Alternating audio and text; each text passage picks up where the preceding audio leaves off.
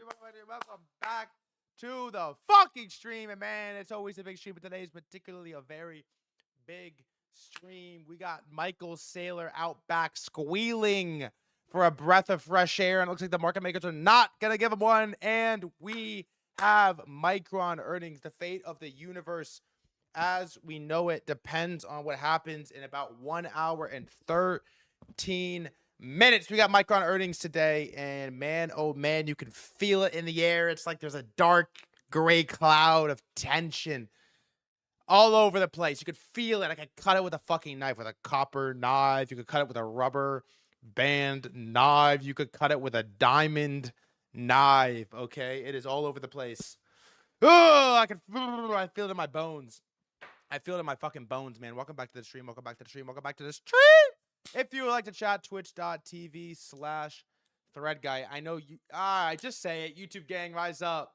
I'm fucking with you all over on YouTube, but I just can't read your messages. It's simple as that. I like you. I appreciate you. I support you. I love what you do, but at the end of the day, it's like I can only read so many messages. Okay. I can only read so many messages, so I will not be reading YouTube. But if you're on YouTube or Twitter and you'd like to chat, twitch.tv/threadguy. All right, it's a big day today. It is a big day today. We have Micron earnings in 1 hour. Fuck, I already talked too much. 1 hour and 12 minutes. What's good? What's good? What's good? Micron earnings. Saylor squealing. We have Base 16Z article, which I love. We have GTA 6 announcements, which I love. We have Wendy's pump and dump, which I love. Well, I don't know if I love that, but I love to talk about it. We have Anthropic poaching more Google employees, which is crazy. It happens every single day. We have Korean stocks. We have OpenAI. We have Zpoo. We have a lot to cover, a lot to get into, a lot to go over.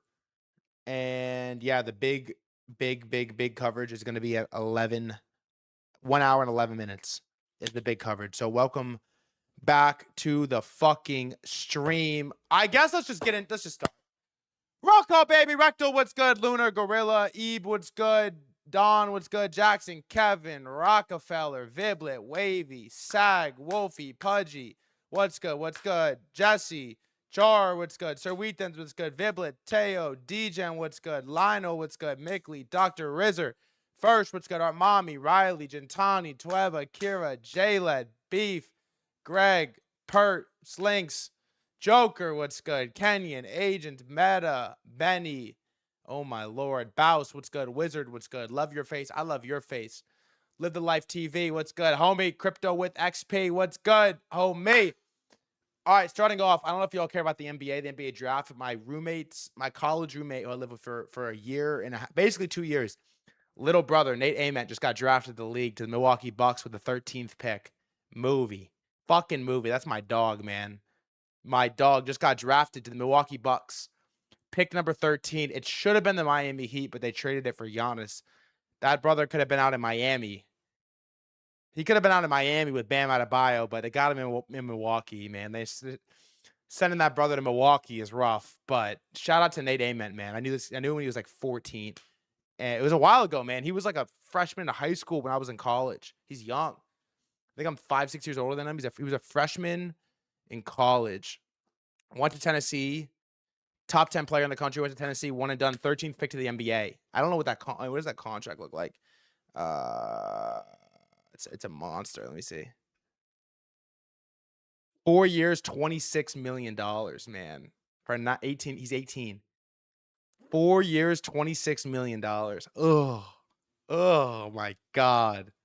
Monster. Shout out the kid, man. Shout out everyone that got drafted. How are your roommates in college? No, it's his little brother. My roommate's little brother.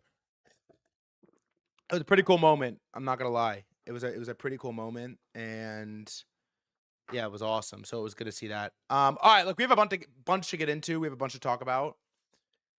First and foremost, I just want to give a take. I saw a commercial yesterday on the TV that I haven't seen in a long time. And it was for one of these deal dash auction websites. You know, the ones where they're like, I got this Ninja Creamy blender for just $1.77. on dealdash.com. And I was thinking about it, and I had like a flashback to my childhood. And these were the original gambling platforms, bruh. The original gambling platforms. I never understood, how does Deal Dash make money? Is it a public company or no? How do they make money? Is Deal Dash a public company? How do they make money? I never understood it. Like, you know how these things work? Where they keep your bids. So every bid that you like bid $1.17 on an iPad, it's like a buy now. And then someone bids you to $1.18, then you bid again $1.19, it's another bid. And you don't win. There's probably bots that could tell when there's like no real human volume or whatever, and they just come in and swoop it at the very end. That's how I assumed it was. I don't know how it works exactly. Maybe it's just a raffle. But I've never in my entire life met an actual human that has used. Have you ever made money from one of these platforms?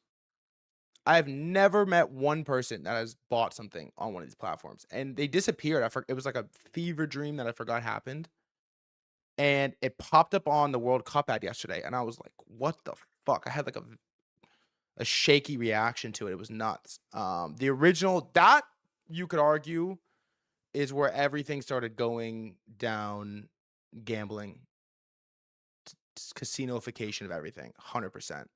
I'm gonna do some intro stuff, but let's just adjust the elephant in the room real quick, and then we'll get into the intro stuff. Elephant in the room is Bitcoin's 59K. Strategy's $95 after a low of 92. And Stretch is $81 right now, brother. It is $81 fucking dollars. So Mando's in the chat. We're gonna have Mando come on tomorrow, actually, because look, today we have to do Micron. We can't worry about Bitcoin going to zero quite yet. But dude, I mean, look at this. Look at this in the background. This is from like 2 weeks ago. Look at this.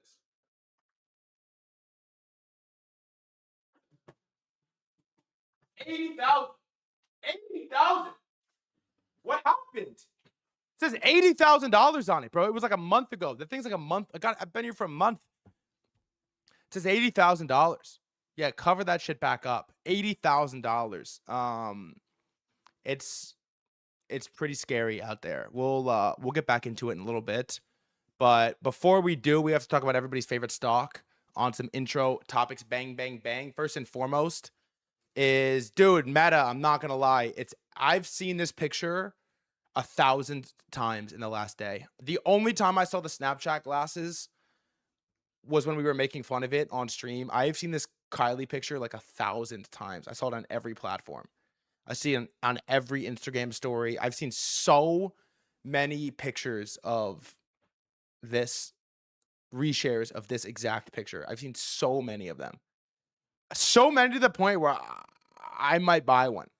Genuinely, I might buy one.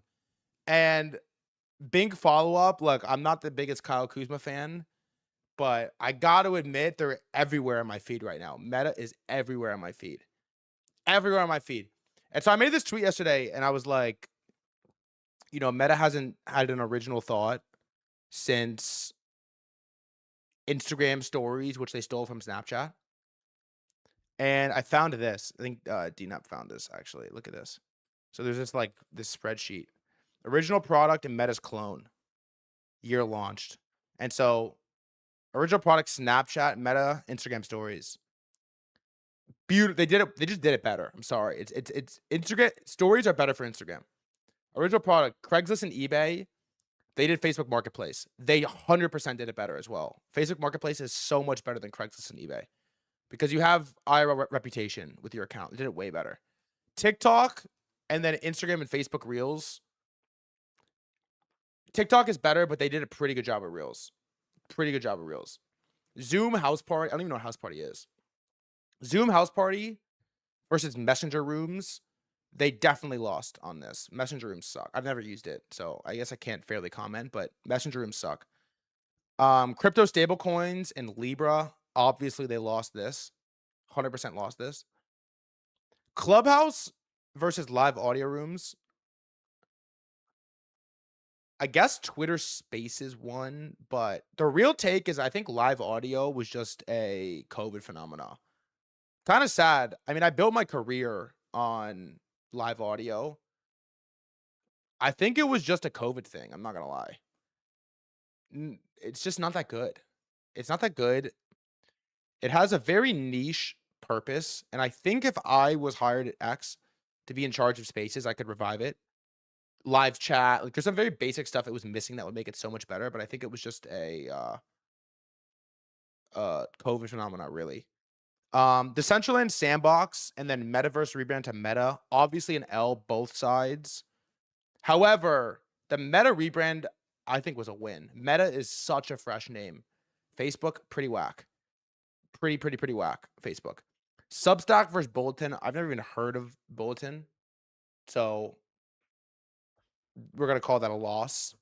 Be Real versus IG Candid Stories. I think that's the thing they just launched. They call Instance. They call them Instance. Alex, what's good? They call them Instance, and I hate it. It's so whack. They're really. It's not a good feature. It was a cool idea, but it's not a good feature. Instance is terrible. Twitter and X versus Threads. Chat, have you logged into Threads in the last year? It's like LinkedIn. It's awful. It's like the worst platform ever. ChatGPT versus Llama is a crazy fumble. Gotta admit, unbelievable fumble on Llama. You look at we have a ZPU section every day now. We have a Minimax section. We have an open source AI section every day now, and they are nowhere to be seen. So big loss on that. And then Polymarket Arena, which we'll see. But I don't know. Hard to beat there. So I don't know. They're like half 50% hit rate on this. You know what? I always think it's funny where people like, there's no such thing as a good idea. It's all just your ability to execute on it. It's whenever I hear someone's like, oh, you stole my idea. I'm like, bro, your idea sucked. Everyone steals everybody's idea. Okay. There's no such thing as a good idea. It's how well can you execute on it? And as it relates to like stories, Instagram's just a better platform for stories because you have all the social people use it every day. Snapchat is just like a goon app, bro. No one actually uses Snapchat. It's insane. It's a public company. They could have maybe bought Snapchat, but why would you buy it? What would you even do? You know, I've been having fun recently thinking like, what would I do if I was the CEO of blank company? I think I could save Pump Fun. I think Ryan Cohen can save eBay. We have a section. I love Ryan Cohen's eBay idea. I think Ryan Cohen can save eBay. I think I could save Pump Fun. There is not a thing I could do for Snapchat. Nothing. I couldn't do a damn thing for Snapchat. You put me in charge of Snapchat and I'm running that thing like the AMC CEO. Nothing. I'm doing absolutely nothing. eBay's doing fine. No, eBay's not doing fine. How would you save Pump Fun? Is I would go after what they wanted, what eBay wants to go after. First thing I would do if I was Pump Fun is I would go buy all of the gacha platforms, Collector Crypt. I'd buy Andy. I would buy all of these platforms and I would dominate the digital collectible gambling niche. I would dominate it. Utter dominate. Like come through, buy all of them, and take it very seriously. Go very seriously. You could turn all the super high end cards into coins if you wanted, but I'm not like that big on it. That's the first thing that I would do. 100,000%. You have to go win that first. I don't know why they don't do it, really. The other thing I was thinking about, by the way, on this topic is like, okay, you're Pump Fun, you're the launch platform. You sit around and you wait for good coins. They never come. You get arbed to zero. I don't understand why Solana doesn't just go build the stocks platform that they want. Like if you're Solana and you have $10 billion in your treasury, whatever, why would you just sit here and wait for somebody to build the thing that you want, tokenized stocks? Why would you let Backpack do it? And then you just shill Backpack. It doesn't make any sense to me. You have no upside in the business and they have this worthless token that no trust, nobody likes them. It's like the Mad Lads. Nobody likes. Shout out to Marnie and Backpack. No shade, but it's like, why would you let somebody else do it and then they just like execute on it horrifically, and you're forced to like shill thing after thing after thing after thing after thing? Why wouldn't you just like take some of your $50 million and go build it? I don't know. I never understood it with blockchains. It's like, why sit around and like wait for somebody else to build the thing that would save the ecosystem? Why not just build it? It doesn't make any sense to me why you wouldn't just build it. It's like, okay, cool. You want an open ecosystem. You don't want to pick winners. But if you pick no winners and you end up with no winners, you end up with no winners. Then you're pump fund and no one knows a single. What's chat? Gun to your head. What's the most valuable pump fund token right now? What is it? What's the most valuable pump fund token right now that isn't pump? It's like, can you imagine if Solana owned Hyperliquid? How much revenue they would do? How Farcoin? Yeah, there you go. Fine. You know how valuable Solana would be if they had Hyperliquid and it was doing that much revenue, like quad pump the revenue? I don't know. I think it'd be a good idea, but whatever. Other intro stuff. Do we even care? Pokemon G-Shock collaboration. Pretty sick. I'll be buying this. Also, what happened to the AP swatches? That was cool. People move on from stuff so fast. Farcoin Maxi. People move on from stuff so. Have you seen a single AP swatch in the street? I haven't seen one in the wild. What happened? It was like it lasted for a day. Gone. It's unbelievable. It's almost like there's no such thing as a. It's actually, I'm just gonna read the Basic Easy article right now because I think it's so good. It's almost like there is no such thing as a macro trend anymore. It's like everything is everything, and it happens so fast, and we're just done. There's no such thing as a macro trend anymore. Think about it. They lasted a. What's the price in StockX? They were almost. I almost bought one for $3K. Is Dry Fella coded? What's Dry Fella? Is NFT? StockX. What do they go for? Yeah, it's like every trend is like a pump and dump. It's actually a really good way to put it. Every trend is a pump and dump.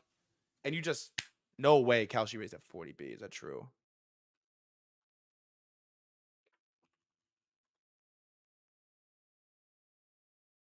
Oh my God. Holy, that is a. My God. That is a behemoth. Wow. Long poly market. Long poly market. That is.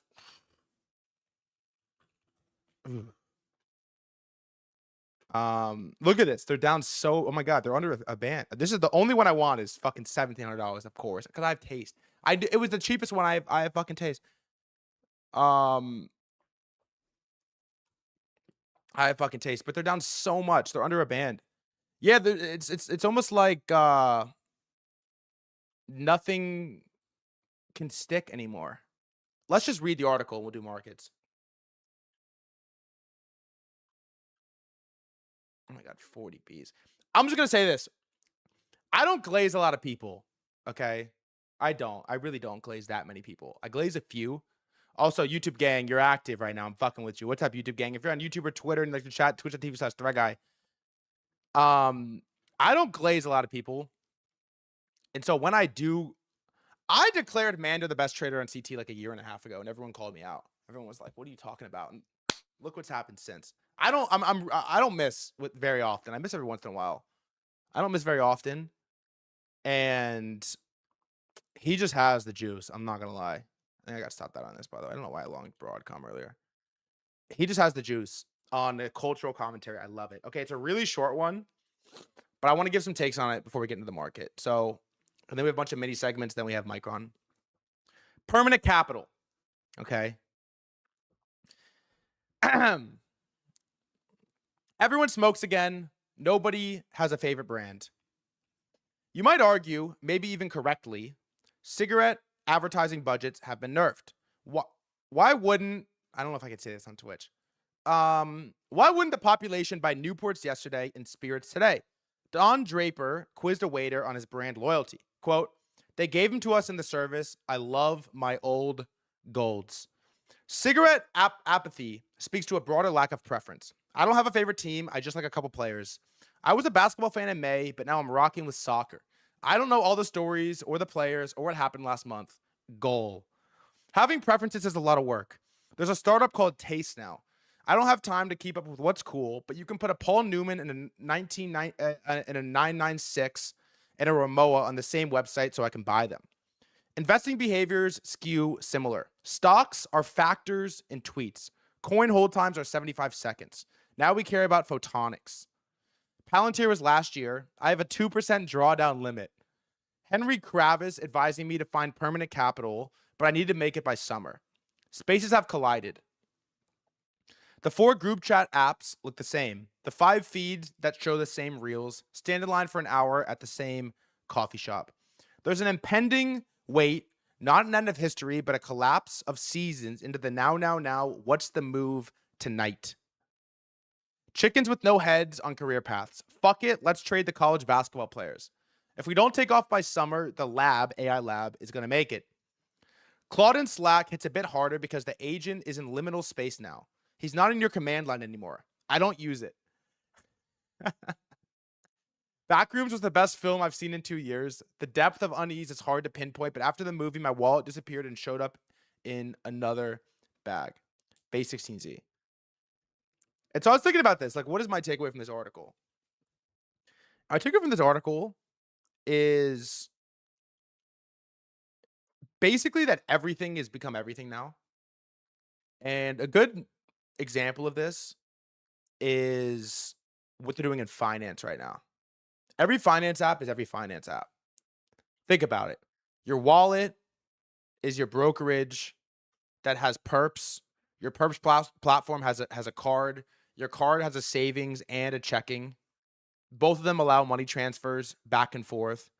Both of them allow you to buy crypto, to buy stocks, to buy gold, to buy metals, to buy oil. All of them allow you to trade prediction markets on geopolitics and bet on elections. All the sports betting platforms also have a card that also trade. Everything is like becoming everything as a microcosm in finance. But then it feels like everything is becoming everything everywhere. Okay? Like the same. Yeah, it's like everything is becoming the everything app. Everyone wants to be the everything app. Okay? And the one place on commerce, everything is becoming Amazon. The commerce platforms offer social media. The social media platforms offer commerce. Like, look at TikTok. The same place that I buy all my products is the same place that I consume my social media. Is the same place that I order Uber Eats. Is the same place that I get content. Is the same place that I message people. Is the same place that I bank. Is the same. Everything is like becoming everything. And I was thinking like, okay, what happens as a result of this? And I was listening to Ryan Cohen did a podcast today, who, by the way, I'm obsessed with Ryan Cohen right now. He did a podcast with David Freeberg, okay? And they're asking him about Chewy. And if you've heard of Chewy, Chewy's like a dog, it's like a pet food brand. And he sold it for $3-4 billion in like 2015, 16, 17, 18, something like that. Started in like pretty early. He asked him why he started it. And he said that he was on the way, he owned a dog, and he was on the way to pick up dog food for his dog. And one, he realized the economics behind it are great because it's a recurring business. You go every week to get dog food for your dog. People pay a lot for dog products, like they love their pets, da da da. But what he really realized is, why am I going to my neighborhood boutique pet store right now? Like, why hasn't Amazon eaten this alive? Why haven't pets.com eaten this alive yet? Like, don't you know, if you're boutique, you can just add a website and then, the big monster conglomerate can just eat you alive? Like, don't people realize that everything is the everything app right now? Why has it not happened? And so he went and he did it. And he systemized pet food, and he turned it into a website where you have, recurring subscription, and you order it and you do the mega corp conglomerate thing, and they won, and it turned into this massive business. And it had me thinking about it, which is like, okay, when everything becomes the everything app, like, what happens? And I think, at least on a minor scale, what happens is boutique becomes cool again. Boutique becomes cool again, and it becomes cool to be niche. and it becomes cool to do vintage, and it becomes cool to have vinyls, and it becomes cool to add friction in a world where there's zero friction and like full cohesiveness across all consumerism. And I think people are going to gravitate towards going back to niche, going back to having specific brands, to going back to adding friction into their consumer purchases. One example of this, by the way, I think is the death of Nike. Think about what happened to Nike. Like Nike was athletic wear. They just like were athletic wear. Soccer cleats, basketball shoes, workout clothes, hiking gear, fishing, guns, everything. Everything athletic wear, Nike wins. Now, basketball shoes, Adidas is dominating, Puma's lit. Yoga, Aloe is dominating. I said guns, I don't know, but like I'm thinking of dicks, not guns. Everything else though. Think about it. Think about it though. Think about it. I get it. Guns. Think about it though. Think about it though. Think about it though. Actually think about this for a second. Basketball shoes, Adidas is dominating them. Puma's lit now. Steph Curry signed with Lightning. Under Armour's still hot. Nike doesn't win basketball anymore.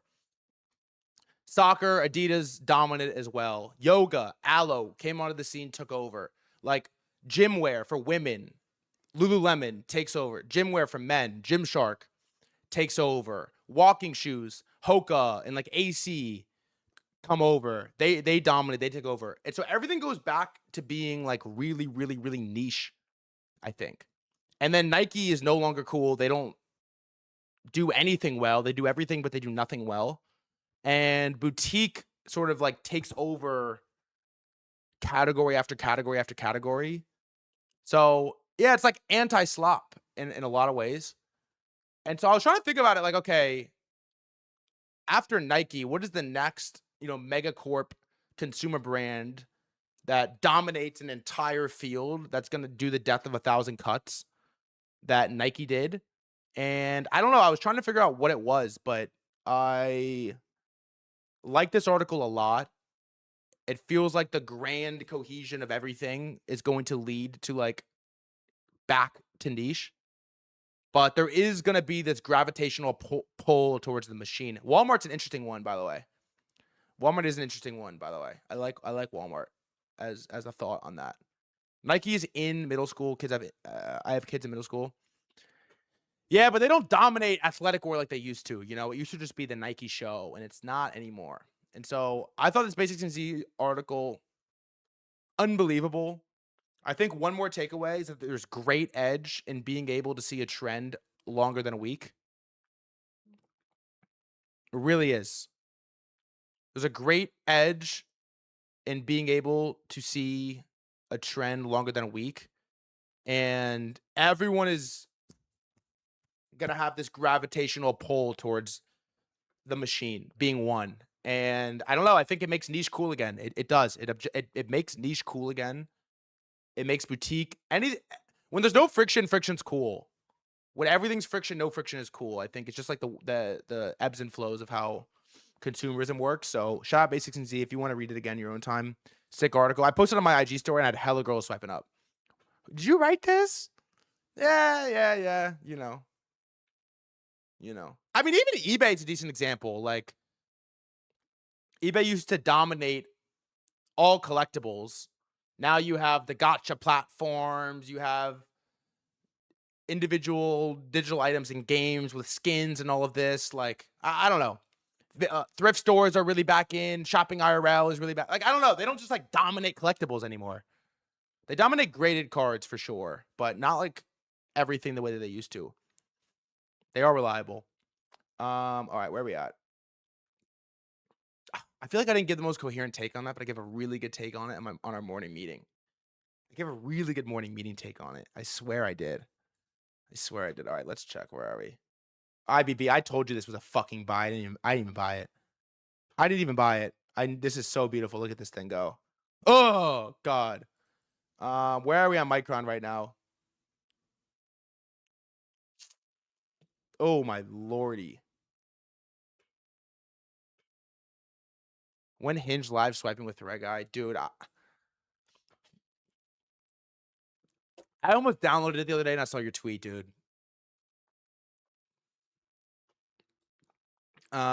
This is okay. Micron under 1,000, and gold is getting crushed. God, Bitcoin 59.5. Set location Chapel Hill, North Carolina. Bitcoin new lows officially are in, and gold. Oh God, Mando, where are you, Mando? YouTube gang is popping over there. If you are on YouTube or Twitch and you like to chat, twitch.tv/threadguy. All right, we got 43 minutes. We have a lot to talk about. Amazon Prime Day was yesterday. Chat, do you even know what Prime Day is? God, I remember back in my day, like Cyber Monday and shit was a big deal.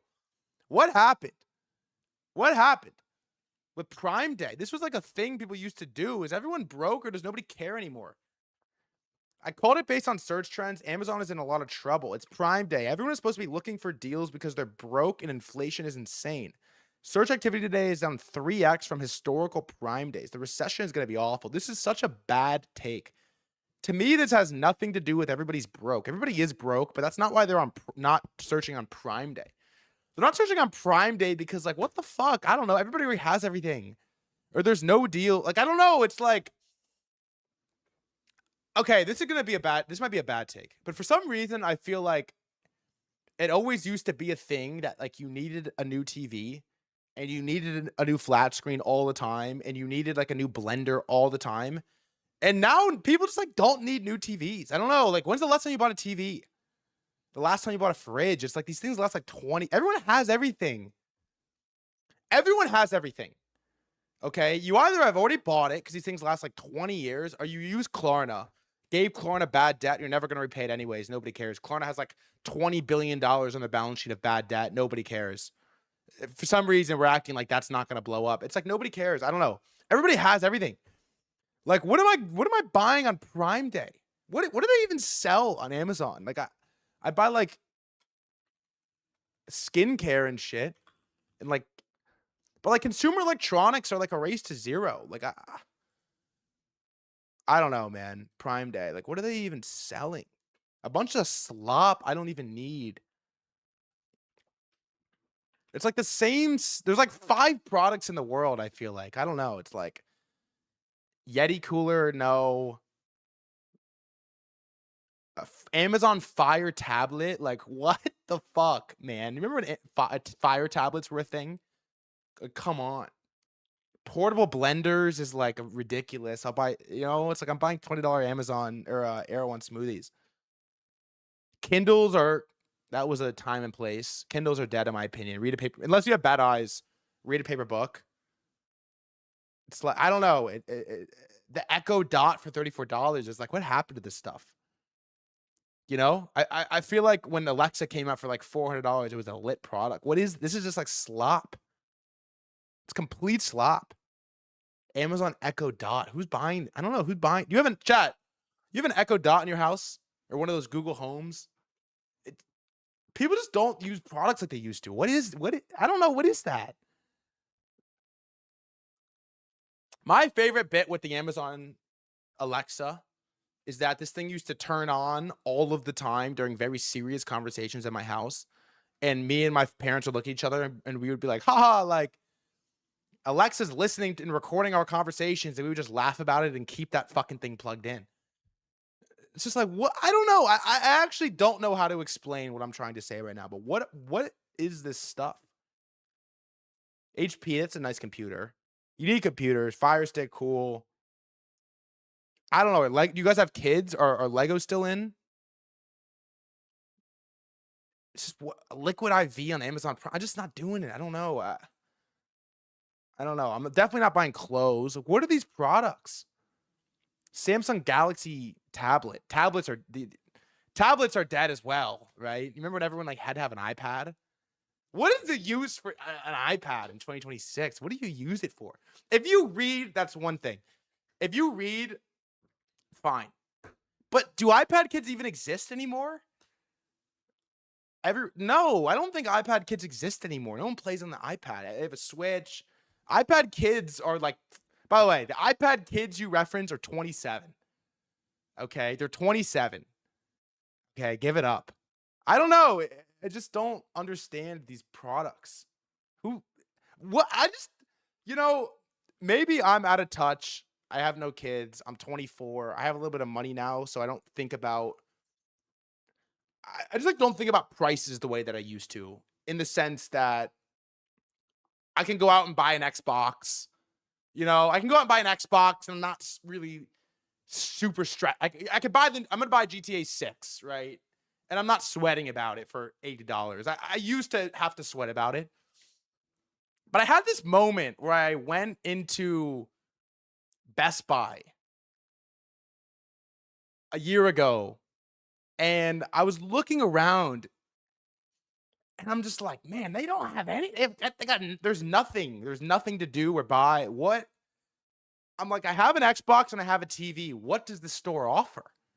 I have a phone, TV, and an Xbox. What does the store offer? I remember I used to go into Best Buy and think to myself, oh my God, imagine being able to close your eyes and swipe your card in here. And now I'm like, they don't have anything. All these video games suck. It was a crazy spit. All these video games suck, and I bought them online.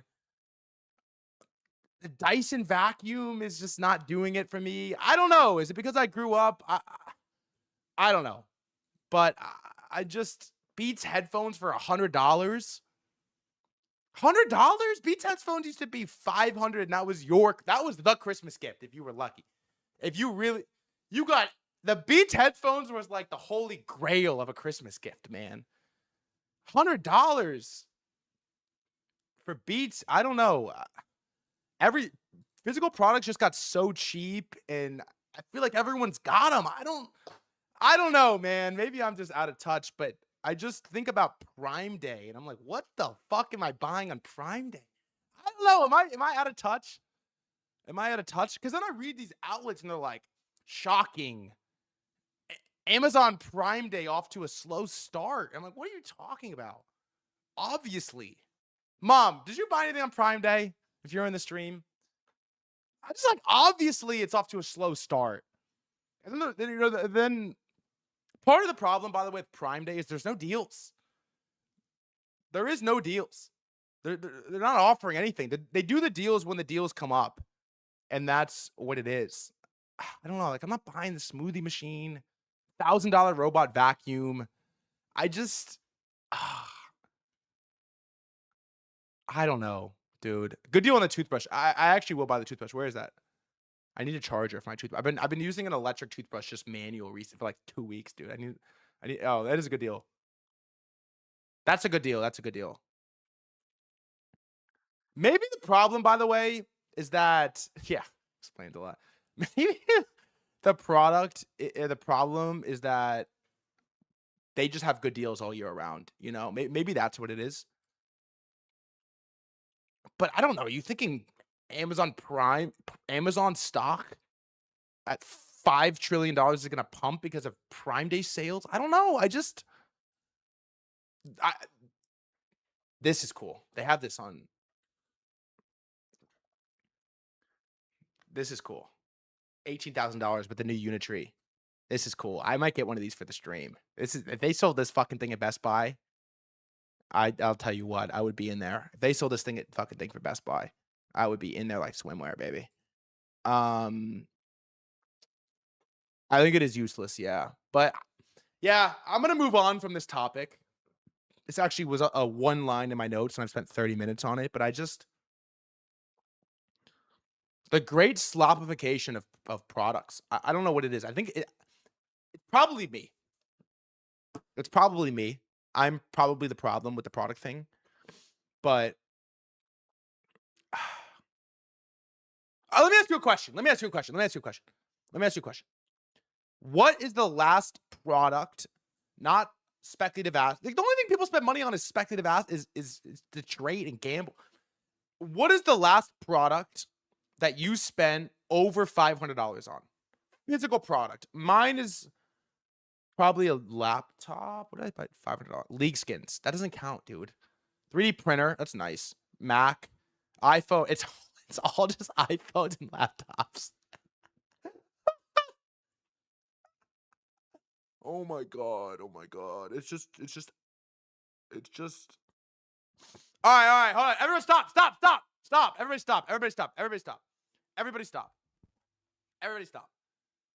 stop. What is stop? Everybody stop. Stop. Stop. Stop. New question. What is the last let me ask the whole thing. The last item the last product you spent money on that wasn't a phone or computer. Phone, computer, or console doesn't count.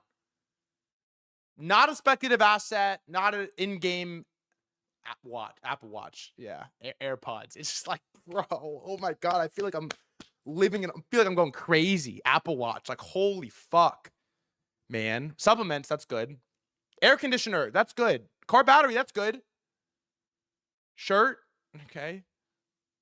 Insurance, whoop. It's just like, I feel like I'm going crazy. It's Apple Watch. What am I trying to articulate? A handbag. Congrats, mom. Sneakers, Birkenstocks, beer, a case of peaches. How many peaches did you buy? Walking pad and a treadmill. I remember when people used to buy treadmills. What happened to that? I used to have a treadmill in my house growing up. People used to buy treadmills. They would purchase treadmills. Is that a thing still? Do people buy treadmills? Do you own a treadmill? Yeah, I don't know. I feel like I'm going crazy, but we got to move on. You can go outside to walk. Yeah. No, you just take Ozempic. Oh, I feel like I'm losing it, man. Like, everything's the same. It's all one. I'm so fried. I need to go to Punta Cana and everything. It's all just like, what's the last thing you spent money on that isn't an iPhone or a computer? An Apple Watch. I'm like, oh, fuck, man. Fuck. All right, moving on. It's like Oura Ring. Oh my God, man. I don't even know what I'm trying to say. Somebody please figure out what I'm trying to say and help me say it, because I'm at a loss for words, man. I'm at a loss for fucking words. Let's check in. Do you get me? Somebody has to get me, man. I don't know. IRL stuff is what I spend the most. This means buy Apple stock. It just means just quit. What am I trying to say? Micron back over 1,000. You saying we ain't buying shit? What about me? I'm showing my credit card right now. It's just food, dude. Dude, I spent 40. Okay, one more topic. Can I do one more like off topic? We do market stuff later. If I'm getting too off topic, tell me. But I want to speak on this. Okay, account I really like. Unemployed capital allocator. I've been holding back on bitching about prices, but I gotta give in. Inflation is out of control. What the fuck, man? I'm just gonna say, I feel like everybody, as of, I don't know, 2-3 years ago, but really the last year, has completely given up on the inflation thing. Like, fully given up. There's no such thing as price anymore. Okay. Is there like a poly market inflation? I'm searching poly market inflation.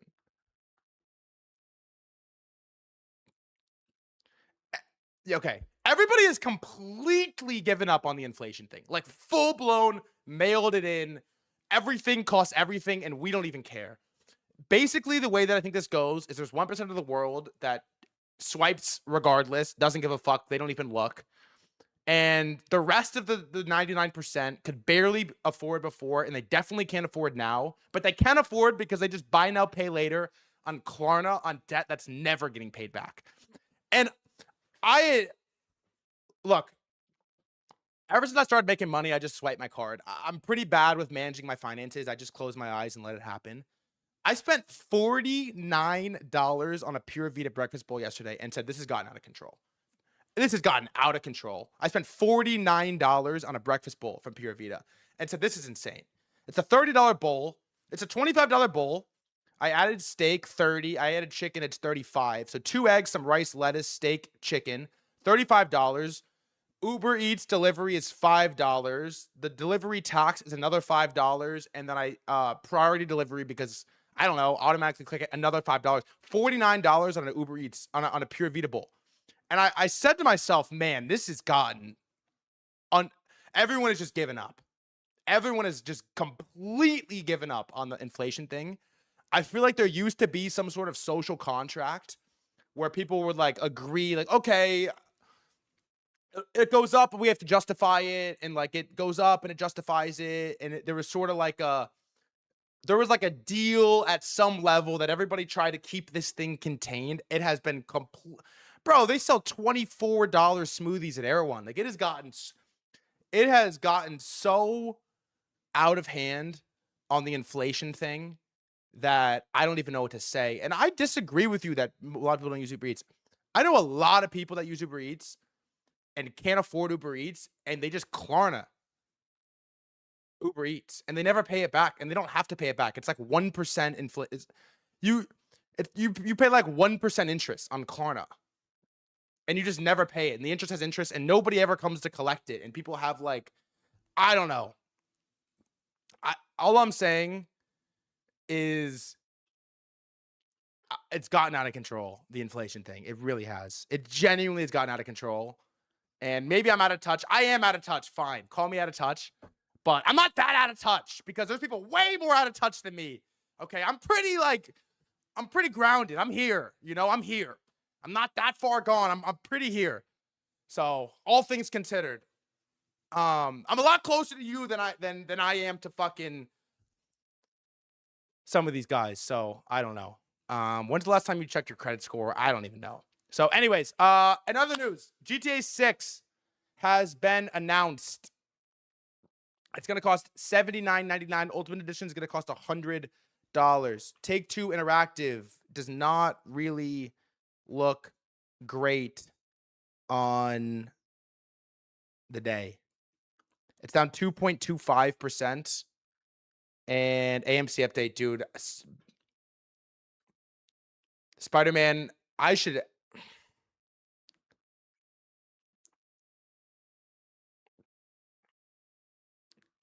be up so much money on AMC. Now I'm fucking gonna be a janitor in Anthem's GTA server. We'll come back to it. Everybody smokes again. Nobody has a favorite brand. Take-Two Interactive is down 2.2% on the day. They're projected to do $1 billion in pre-orders within the first hour, which is nuts.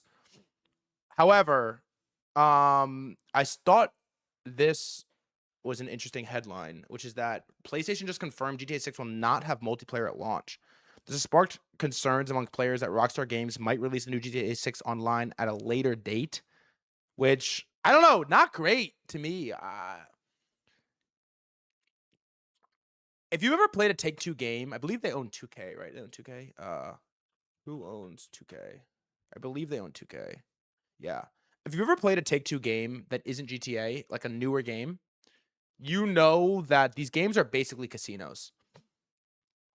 They are basically casinos, Take-Two Interactive games.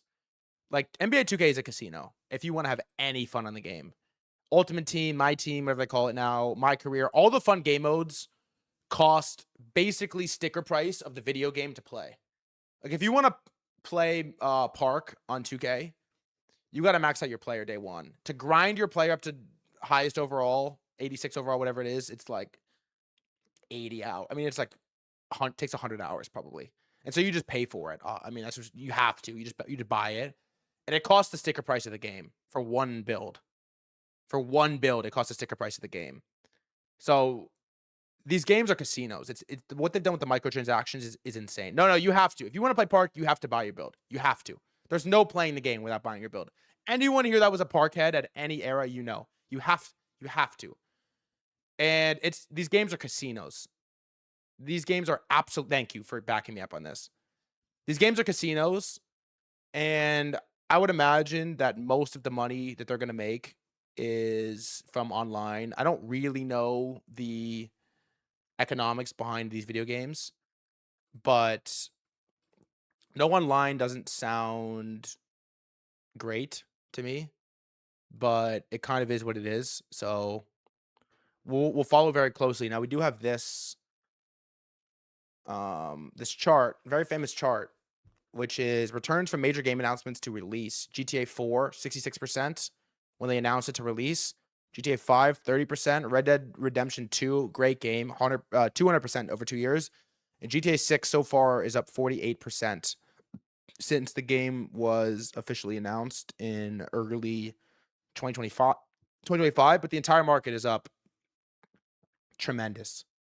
So that is where we are on Take-Two Interactive. Is anyone long? Let's do a quick check-in on our stocks. Number one being Micron. Where the fuck is it? Let's go under biggest losers today and we'll find it. Oh my God, Cerebus on 17%. Where is it? Here it is. Micron's about $1,000. You have 40K in calls. What dated to when? Okay. Wendy's. This is the fun one. There was a short squeeze. I don't even know if it's a short squeeze. There was a classic Wall Street bets pump and dump on Wendy's today. Halted up, then halted down. Let's take a look. Look at this. Look at the daily PA on this. Look at the hourly.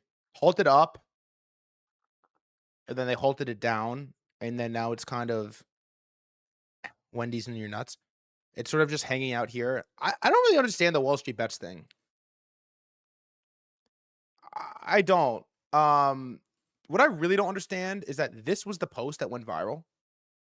It's this random post from this guy, Elegant Combination 43. We need to save Wendy's. He posted at $6.26. So you'd be up how much?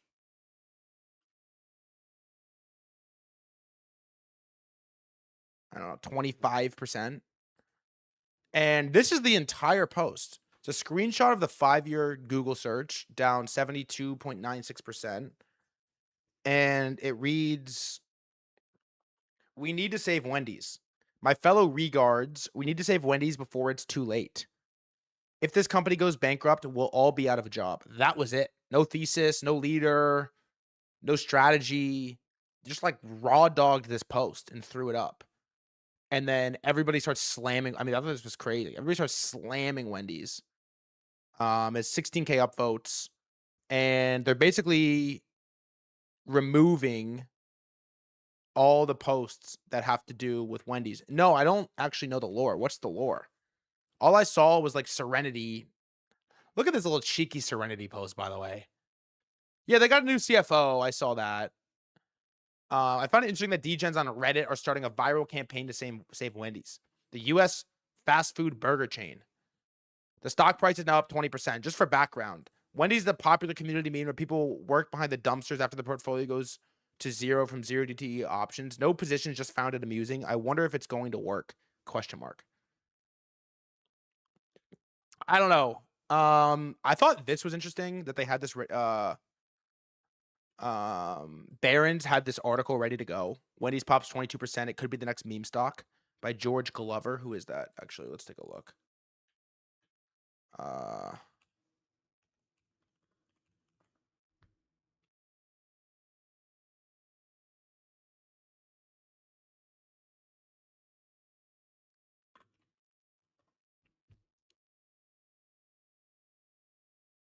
Oh, this is so good.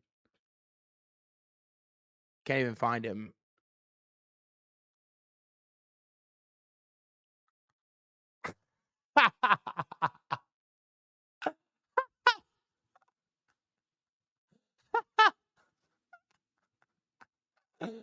But yeah, I don't get the Wendy's thing at all. They're banning hella posts. Did anyone trade it today?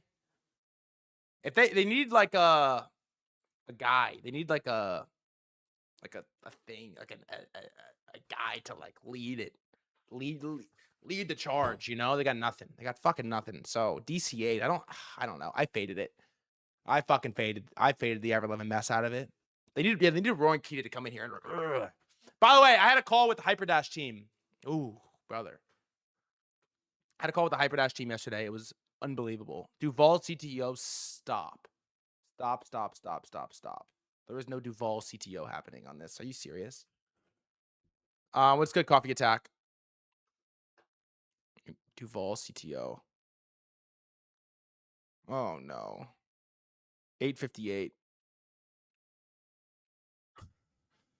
Wait, should I what happened to it? And if somebody really loved me like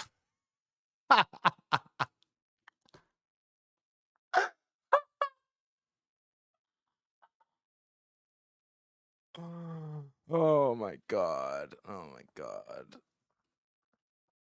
The dude. The fucking dude. Well, Anthropic accuses Alibaba of illicitly assessing AI models.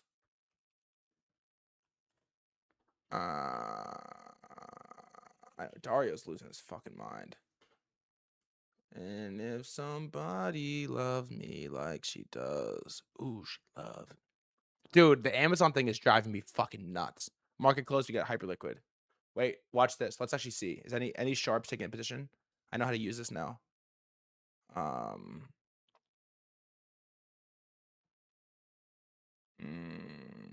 Wait, I know how to use it. I know how to use it.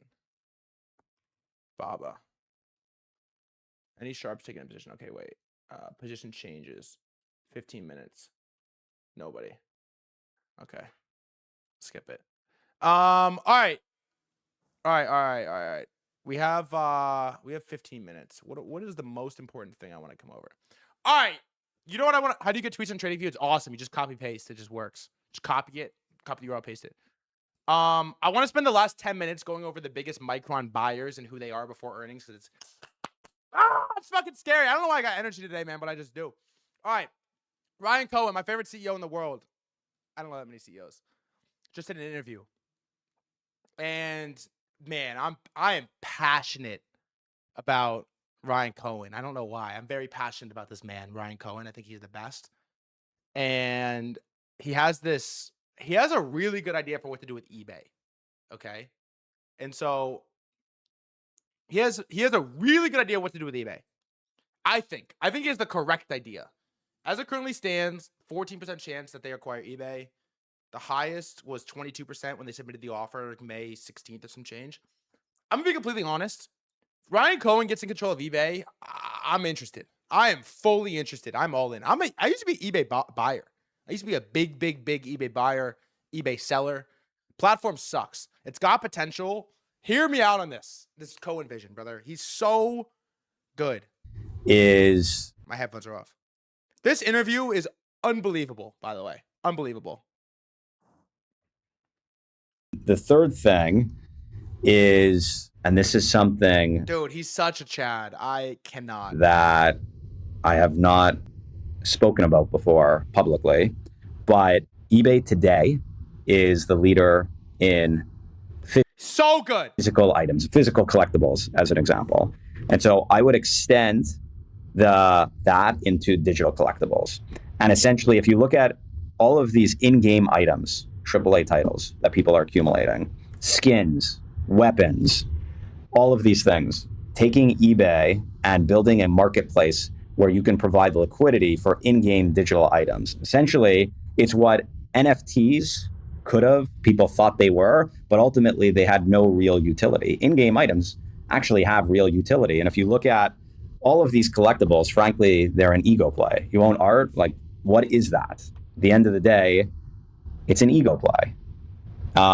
If you look at trading cards, I mean, it's a piece of cardboard in a piece of plastic, and they're very, very, very popular, but there's no real utility to them other than being able to tell people you've got a really unique trading card. But if you look at in-game digital items, there's no marketplace that is providing liquidity for them. And so I would use eBay to provide liquidity for in-game digital items. And I believe that addressable market is significantly larger than could be. Look, it's obviously against TOS now, but it won't be forever. It will not be forever. Much larger than eBay's marketplace on physical items, and no one's doing it. And this should already exist. And it's kind of like, it's crazy that it doesn't exist. How does Steam work? Dude, I wish I could invest in Steam. Oh my God. How does Steam Marketplace work providing liquidity? God, I wish I could fucking invest in this.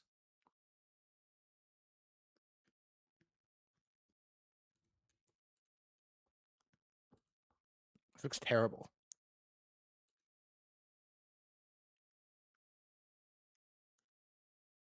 Is it just CS?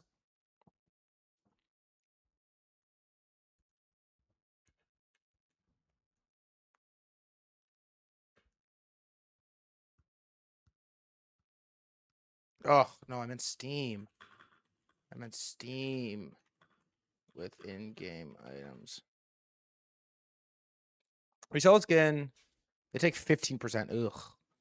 Seller gets Steam wallet funds, not cash. They can't, because they can't easily withdraw. Steam wallet balances the bank account. Valve doesn't need to constantly inject liquidity. Ugh, the dollars largely stay trapped inside the system. Interesting. Let's get a trade. They consider one of the most successful digital asset marketplaces ever built. Valve effectively created a giant asset market where most of the capital stays inside their walls. The expensive skins just get sold on third-party sites. Man, I think he's so good. Was there a moment you remember? I think he's so. Not spoken about before publicly. We listened to this. But when you have someone that, and by the way, this is going to be coming out. It hasn't been filed yet. Maybe by the time that, when this airs, it will be. But I'm putting $500 million of my own money into this 500. He looks like he's really trying to make this happen, by the way. transaction. I haven't pulled a penny out of GameStop. I've invested a lot of money into GameStop. I've been doing it for a long time. GameStop's a much stronger business today. Everyone hates GameStop, and it seems like everyone in the media basically wants us to fail and wants them to succeed. And you've got a board that's Dude's minus aura. Chat. Physiognomy read. Voice and looks. Out of 10. Combine them and give me a score. making hundreds of thousands of dollars a year. They don't buy stock with their own money. They end up showing up to a handful of board meetings, and they're making a fortune. You've got a management team that is grossly overpaid with taking zero risk. And why does everyone basically want this entrenched Definitely a little zesty, by the way. management team and board to stay protected and to continue running the business, and doesn't want, there's nothing more American than basically risking your own capital. So why does everyone want us to fail? I don't think people want GameStop to fail. I don't. Of investment, and I owned under 5%, and the CEO actually reached out to me because they were fighting. Story how he took over. Not that interesting, but I saw this as well, which is here, wait, watch. GME, eBay, Ryan Cohen. I thought it was interesting where he had a he had a $35 billion pay plan.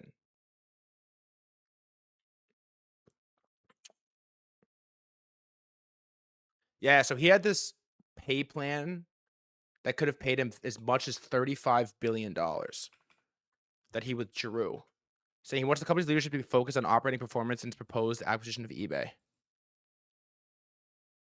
And if it hit a market cap of 100 billion, he would get $35 billion. The current market cap of eBay is let's see. No, not 4x. The fuck. eBay's a $48 billion market. Oh, the eBay, not GME. I thought I was gonna say it's way big. It's like 10 billion, right? It's 10 billion. So if he got eBay back to $220, he would get $35 billion from GameStop if he 10x'd it, which is obviously, I don't know, fucking difficult to do. However, it is possible, I suppose. Maybe not. Its all-time high is 120. Maybe it's not possible. Wow, is that just semantics? Maybe it is just semantics. I guess he's nowhere close to that. They have $10 billion in the balance sheet.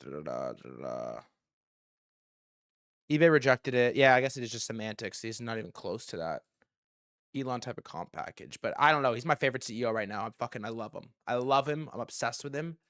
And ladies and gentlemen, we have a very, very, very big moment coming up in 9 minutes. So I'm going to get up real quick. I'll be back in 30 seconds. When I come back, we are going to strap in and get ready for Micron earnings, which come out in 9 minutes. BRB!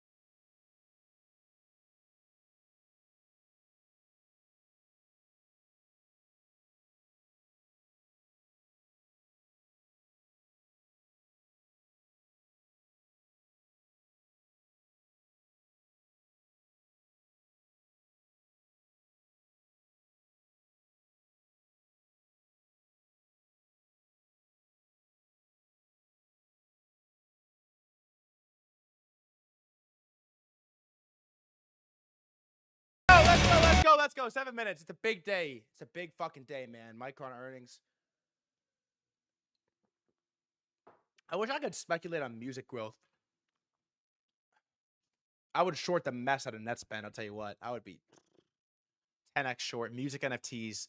Somebody bring that shit back. Sorry. When I sing along with you. I'd be buying the bottom of Ken Carson too, 100%. Shmiko bottom of Ken Carson. All right, let's get into it. All right, here we are. Imagine music, but they were NFTs and you could own them. Oh, revolutionary. Oh my God, revolutionary. DNAP, they never sent me the invite. I'm afraid. They never sent me the invite to listen to the thing. We have to find a different way to do it. All right.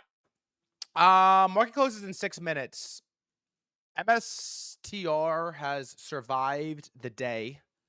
Not by much, but it has made it out of the day. It's going to close at $94. And oh, Lord.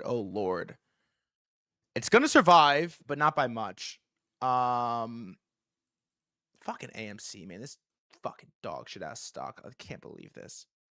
They did to me on this. I actually cannot believe what they did to me on this stock. I should be. It's disgusting what they did to me on this stock. Just disgusting. I mean, they're barely making it out. Stretch is going to close at $81. You out fully, I'm out 0. And Bitcoin is going to close the New York or US trading day in the 59 range. I am hearing the Michael Saylor to jail for selling of the Bitcoin to 30K is how this is going to end. I don't know. I might be checking on let me check on the other email then. I might be on the wrong email.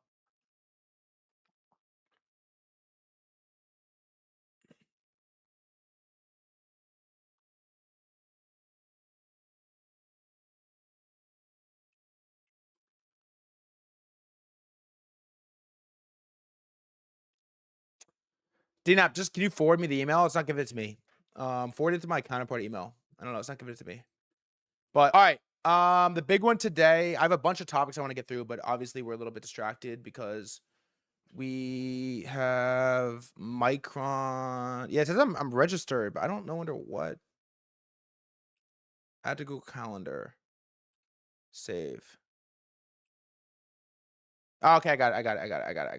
All right, cool. We're good. I have the earnings call. All right, here's where we're at. Cerebras had earnings yesterday, and it beat earnings and got destroyed. Okay, they got absolutely destroyed. It's on 20% right now. Remember we watched that guy get carried out yesterday? I thought it was bad, but he made a smart close because it would have gotten a lot worse. Micron is right here, and we're gonna find out in just a second. 4 minutes where we're at. It's at 1032. Hyperdash is a really cool feature where you could see how much volume is it done.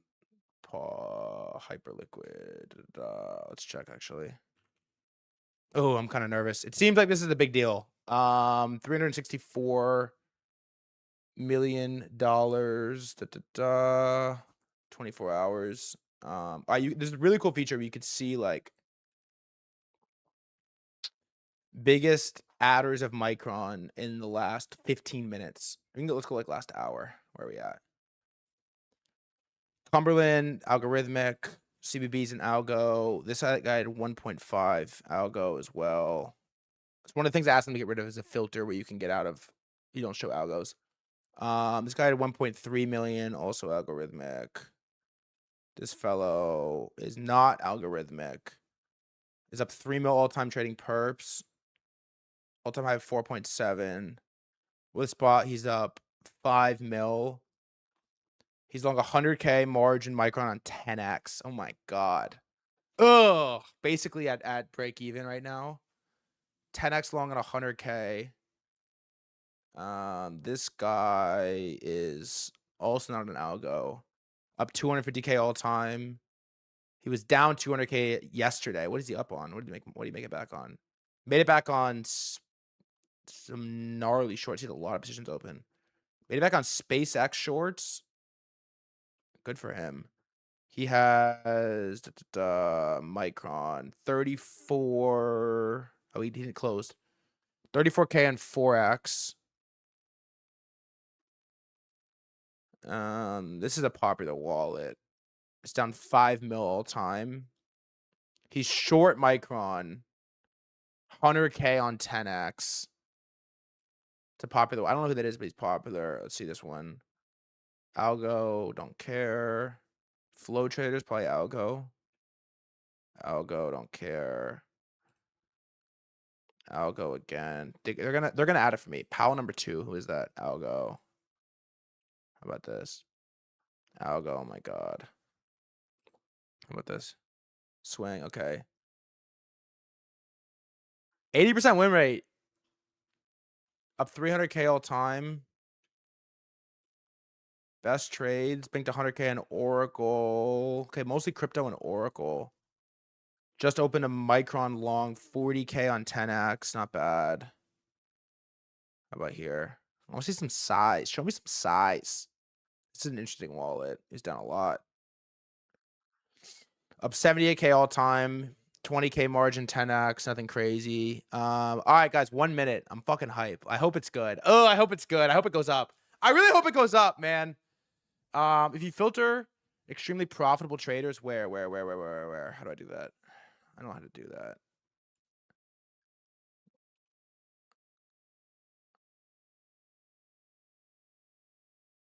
Well,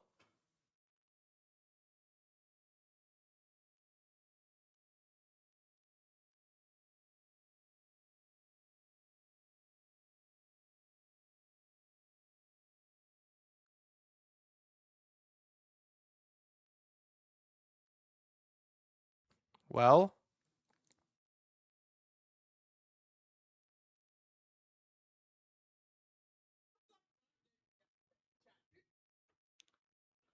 Whoa. Come on, just rip it. Just rip it. Let's check the earnings guy. The earnings guy.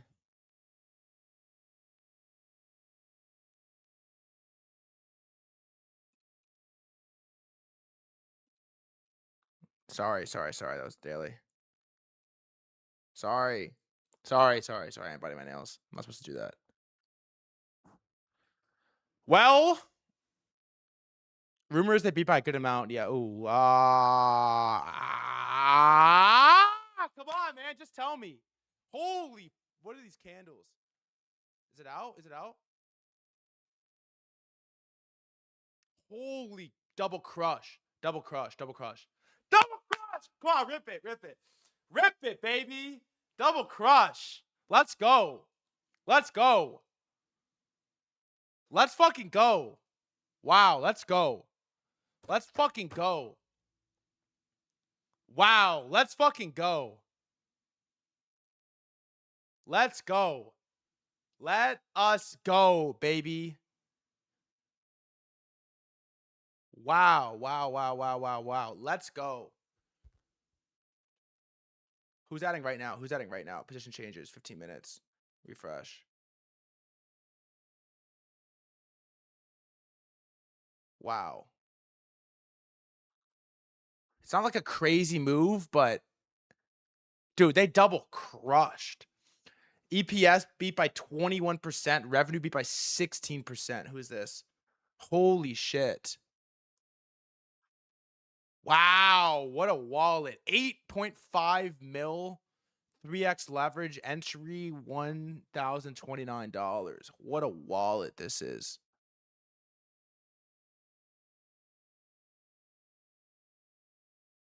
Only long Micron. Vol is 7%. Vol buyers crush. Yeah, they are. The volume is like nothing. It's like nothing's really happening.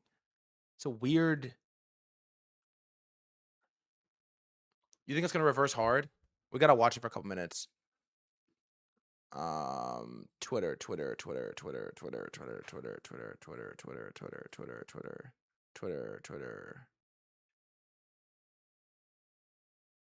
Save that. Twitter. How do I check that like IV thing flood? How do I look at that? Wow, just rip it. Come on, just fucking rip it, dude. Wouldn't it be so nice A short's getting annihilated. Wow, this guy's about to absolutely print. Let's track it. Ripped MU stream. It's at 1.4. Your short's getting annihilated. Wait, send your hyperdash. I want to watch. I don't want to watch you get annihilated, but I want to watch. Kind of. I don't want to watch you get annihilated, but I want to watch and see it like maybe turn around good. Wow. I wasn't supposed to be offensive. I just like I like to watch positions. I didn't mean it like in a mean way. Trad fi. Okay, cool. Wow, they crushed, dude. Bro loves to watch. Yeah, I do love to watch. This is so sick. All right, let's fucking go. Also, YouTube gang. If you're on YouTube or Twitter, you want to chat, twitch.tv/threadguy. We got to watch it for a couple minutes and just see what happens. We're going to listen to the earnings call. Oh, wait, where's Cordy? He bought so much. Nothing. How about my noties? Flood no tweets. You'd be my noties. Wow, let's go, man. 6 more months of a bull market, baby. Why not? 6 more weeks at least of a bull market. Air Mass about to dump from Meta. Yeah, he is about to dump from Meta. This wallet, wow, 1.7 in real time. Look at this thing go. Plus 1.7, 1.8. Holy shit. Air Mass did say 1.5K. 1.9. Look at this thing go. It is so possible, man. Well, he only trades Micron, too. Look at this. His whole ride up was Micron, Marvell, and SK Hynix. He's taken like 3 trades. Dude, he's only ever traded 3 things. Marvell, SK Hynix, and Micron. Up 5 mil on Micron, up 150 on SK Hynix, lost 53 on Marvell. And he's up $2.1 million right now on this Micron long. Holy Ah! Let's go, man. Send me more wallets if you have them. Wait, who's buying right now? Copy this. I got to get better at using this site, man. I'm going to get better. Okay, who is this? Search. Wallets.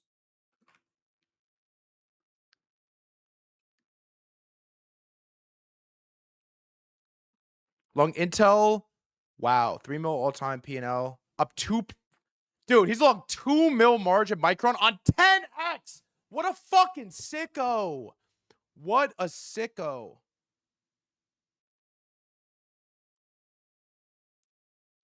Wait, his entry is $505 on 10x leverage, and he hasn't sold $1.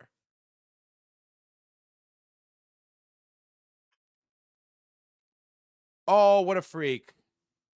Wait, Snoop is him. Watch this. Watch this. Micron. Daily.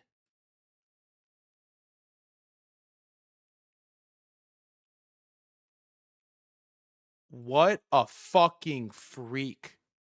Are you kidding me?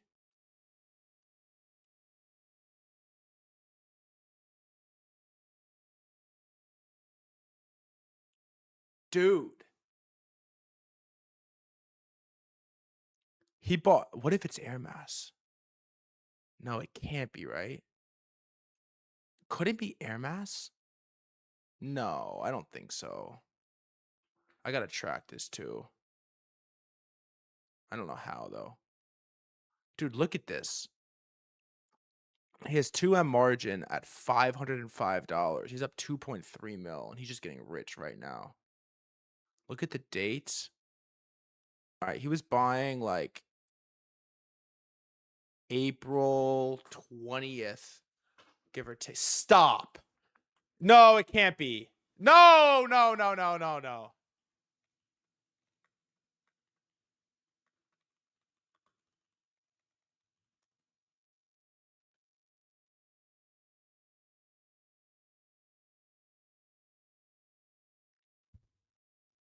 No! Stop.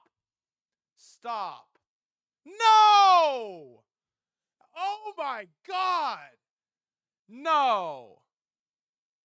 I feel like it's not enough money. He's worth more than me.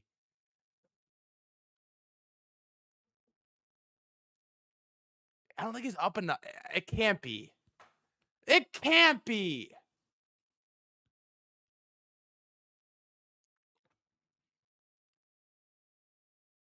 But he also has Intel up 1.6 mil in SanDisk. The SanDisk position is new and no meta. I think it's just an uncomfortable timing.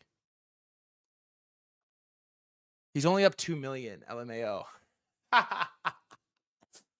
Retard Megapore is only up $2 million. I don't think this could be him. Just close my long made $300.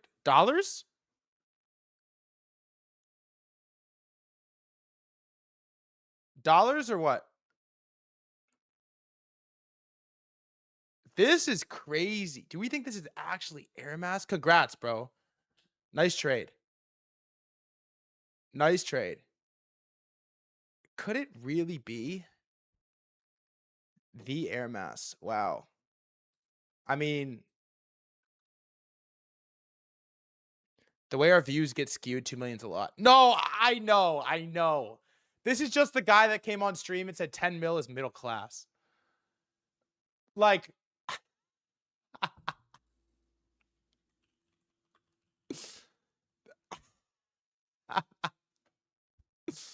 no, I can't find it. Please link it. Please link it. Please link it. Please link it. I know how to find it.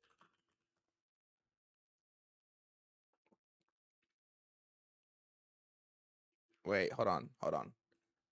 I'll move on in a second.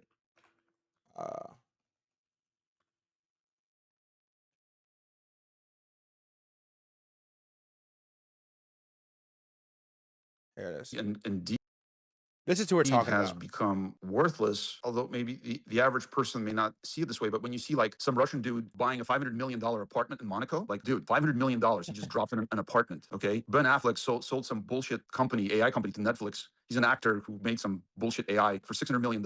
Look at what athletes are being paid. Look at what's, you can't even buy like a nice apartment for less than 10 million in most major cities, like a nice one. USD is worthless. There's so much money. And I understand that, the average person, they're like, okay, they're like, they're not, maybe they're experiencing inflation, but they're not like, seeing it like, okay, it's worthless. But if you look at like, these days, like, I'm sorry if this offends some people, but like, 10 million just kind of just makes you like almost like middle class these days, which it used to be a fortune, right? Like say 20 years ago. What's the wallet? Malcolm's here. This is it. How do I copy it? Here. I'll send in the chat.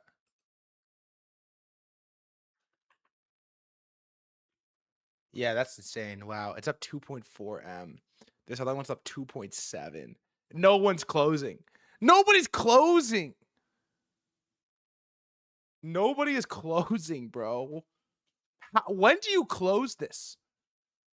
Same reaction twice is crazy. What was the reaction? How are you up 2.4 mil from 505 on 10x leverage and you're not closing?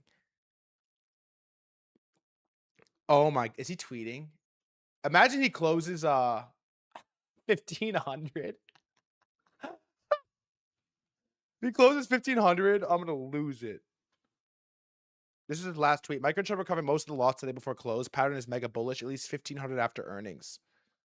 If you have a 20% pop after hours, maybe worth selling. Then we buy meta all in Thursday or Friday. Now we have 4x as much meta compared to when we had before this trade. Oh, what a sicko. Man. Okay, well, here's the deal. Is we have earnings in 15 minutes. Earnings call. I'll do a poll. Also, if you're on YouTube or Twitter and you want to chat, twitch.tv/threadguy. I'll do a poll. Do you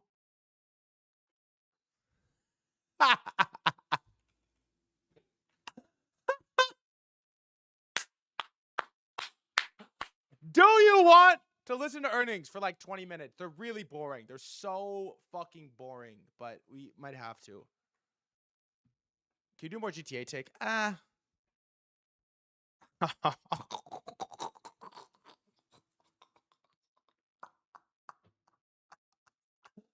Oh my god, Aura, Frank, what the fuck? Man, oh, it's a monster. It is strong. It is fucking strong. Do you trade on Hype or Hype Dash? I've actually never traded on Hyper Dash, but I'm interested in maybe. I like those guys. The team is good. I had a bunch of questions. You don't like Hyper Liquid interface? I just got used to Hyper Liquid UI, but the Hyper Dash team is very sharp. I had a call with them yesterday to ask some questions about, wow, this guy's up 3 fucking million. He's not closing. He opened at 10 a.m. He opened at 10 a.m. at like 1,025. What a fucking freak. I had a call with him the other day to ask a few questions about like UI. It's funny, like, I don't really want a pro trading tool. I'm pretty simple trader. But I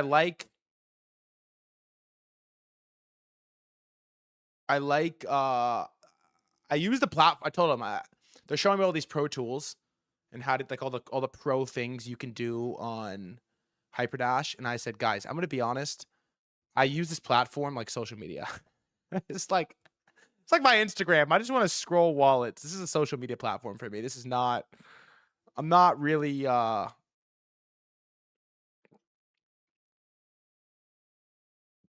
in too much need of like pro tools because I do a relatively simple. All right, let's do this. Let us go over market close. Right now, market close, market close. We got like 15 minutes. Let's go bang, bang, bang through it. All right, SPX had a very weird day. It was up a lot. It was down a lot. It was somewhere in between. It comes in down 0.1%. Not bad on the SPX, 7,358.21 cents. Kospi rebounded after circuit breaker day for a plus 3.3% day. Samsung is ripping. There was some news on Samsung. It jumped 10% after a report that 90 trillion won share buyback plan, which I don't know how much US that is, but it's a fucking lot. 90 trillion. It's a big number. It's a big number, whatever currency it's in. So Samsung had a huge day. Good for the Kospi. The Russell 2000, that's about 1%. Q's down 0.43. The SOX is down, but after hours up 3%. It was down 0.14 on the daily, but after hours it's a ripper. The IGV is down 1.32. It's the worst coin of all time. And man, there is nothing that looks as good as the IBB. To anyone, somebody tell me you took a trade on the IBB because this thing is unbelievable. It's a little bit out of my fucking wheelhouse, unfortunately. It's a little bit out of my wheelhouse. But man, look at this thing. Looks unbelievable. I'm pretty chud-lined on the IBB. All right, moving on. We're gonna go through this pretty quick because I'm not that interested in talking about Bitcoin right now. The death of Bitcoin is something we can cover every day. Am I retarded for being long Sol here? You've basically been retarded for being long Sol every day after Kyle Zamani bought 1.75 billion at the top. But who am I to argue with you because I like Solana as well? Bitcoin 60K. It looks like we're gonna hold off at least for the rest of the day. Strategy is stock market's closed. Stretch is not going down, but Bitcoin 60, Zcash 400. Stretch closes at $80. This is a horrifying chart. Bond yields down across the board. Metals Chads got smoked today. Absolutely smoked. Silver is down 7% on the daily. It was looking like it was going to set up for a big day. And Ansem. Micron opened short 92K at 111.40. All right, why not? It's probably not him, but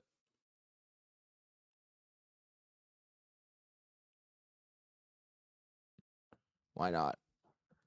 Good to know. Solana 67. Gold is down 3%. Mando likes it a lot. We're going to have Mando come on tomorrow to talk about Stretch and Saylor and all of this. So we'll probably hold out on that for now. And then the one that I like the most looks the worst, I would argue, is Copper. Copper is bad. Mando loves gold long, but maybe not right now. Copper looks rough. Rough. It's nowhere near our line, and it's going the wrong direction very fast. So I found myself relatively uninterested in Copper. Palantir is disgusting. It is, to me, the closest proxy for a Trump admin stock. Maybe that, IBM and Dell. And it's off a cliff. It's now down an official 11.5% since Trump tweeted ticker Palantir with a cash tag. Horrifying. Big tech, big semis, big AI, big everything. First and foremost, Cerebras, which beat yesterday, fell off a fucking cliff. It's now a $40 billion company, and it is down 20% on the daily. That is disgusting. Anyone who's ever bought Cerebras is down a lot. Apparently, the earnings call yesterday was bad. I don't even know what that means. I'm not a huge earnings aficionado, if you will, but Cerebras got smoked yesterday. Robo strategy as well. It has officially lost the level at which Andrew Kang announced he's the CEO. That's on 7%. And everything's cheap when you're trading at 100x. SpaceX should just buy Cerebras. I don't hate it. Rocket Lab down 10. SPCE, I should take this off the fucking list. Down 10. Firefly down 10. Redwire down 10. ASTS down 7. SpaceX crush. Where's SpaceX? Not good. The thing about SpaceX today that was a little bit surprising to me was it had no juice. That was the thing. It didn't even make a move in either which direction. It just had no juice. It had no juice at all. No juice on SpaceX. Volume weak. Who's Mando on Twitter? Here. All right, Microsoft. Man, Mags wanted to have a good day today, but didn't quite hold it. Down 2.25. SanDisk is down 2. But after hours, up 10. Wow, really? Holy candle. What about Microsoft after hours? Down. SanDisk up 10 after hours. Is nuts. Wow. ARM up 3 after hours. Tesla was down 2. SpaceX after hours is nothing. Marvell's up 3 after hours. ASML's up 3 after hours. IBM flat. Biggest gainers today, pretty weak. Dell up 1.5. Bloom up 1.3, but up 2 after hours. Nokia up 1, then another 2 after hours. Broadcom was up 0.5%, then 1% after hours. And then Amazon, nasty day, really. It was super green. Now it's super red. Closes up 0.1 and is basically flat in post markets. All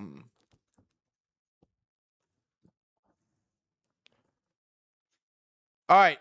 I will never forgive what they did to me on this. Who is AMC CEO? I will never forgive Adam Aaron. I will never forgive what they have done to me on this stock. I will never forgive what they did to me on this. Just disgusting. Just no regard for human life. Just a disgrace. What movie theater you sold? Yeah, no, I haven't. You know what's crazy too is Citrini today published an article about the IRL events thesis. I'm like, man, it's my fucking thesis. I just picked the wrong. I just bought some dumb shit. Unbelievable. I just bought fucking. I see everyone everywhere's talking about IRL this, IRL that. And I'm sitting in AMC. It's atrocious. But all right, some of our consumer names. Sweetgreen, biggest gainer on the day, up 7.5%. Shopify's up 6. Uber is up 6 on maybe news that Nancy Pelosi, correct me if I'm wrong, has taken a position. I don't know if we care, but she bought 5 million of Intel and bought 1 million of Uber. So Trini bought Sphere, he bought IMAX, and he bought something else. Nancy Pelosi is in Uber. I don't like the Uber thesis. I hate it, but it is what it is. Citrini bought StubHub. Stop. Airbnb is up 4. Roblox up 2. GameStop is up 2. Biggest losers. Yeah, there is a coordinated Uber thing going on, by the way. I don't know what it is or why it is or exactly why they're doing it, but there is a very coordinated. Oh my God. Oh my God. Oh, dude, they're not closing. He's up 2.5 million. Air Mass is up 2.5 as well.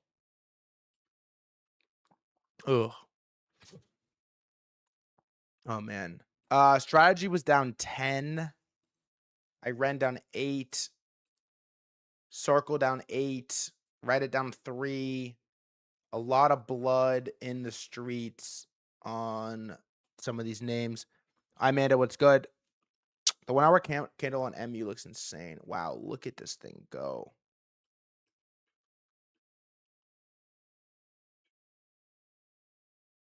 Does anyone know who this is on Hyperliquid? Is it Air Mass? We don't know who Air Mass is. We were kind of joking, but it lines up like decently. Hold on, wallets.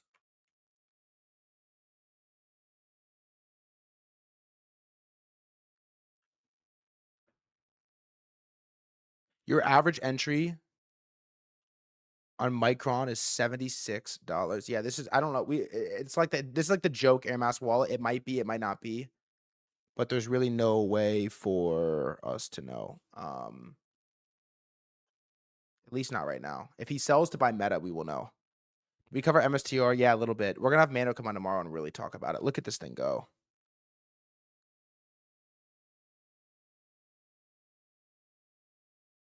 Broadcom 390. That guy, I made something I want you to see. Stop, man. Get that shit away from here. I don't want to see it. Wow. Up, how much off the bottom? Wow. Up 19%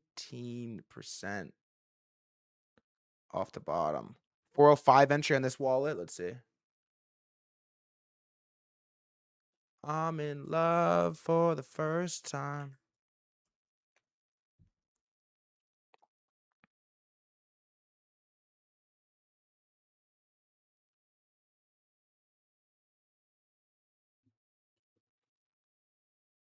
Wow.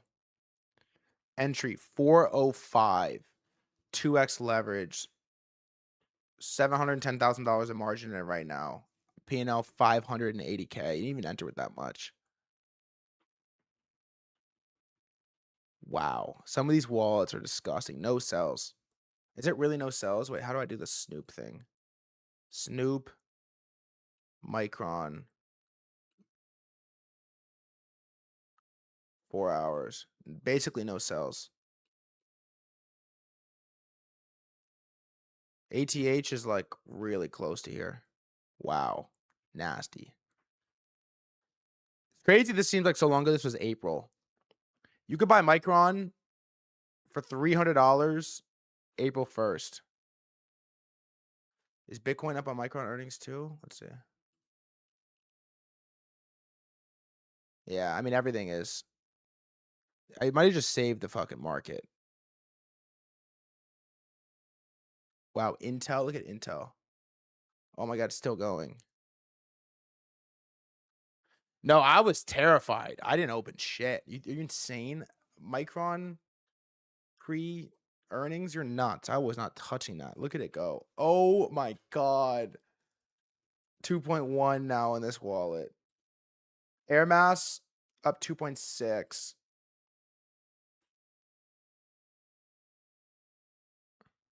Oh my God, 10x short at 774. He's still holding it. Stop.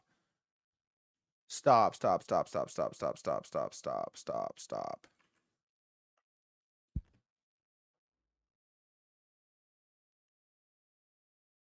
It's algorithmic.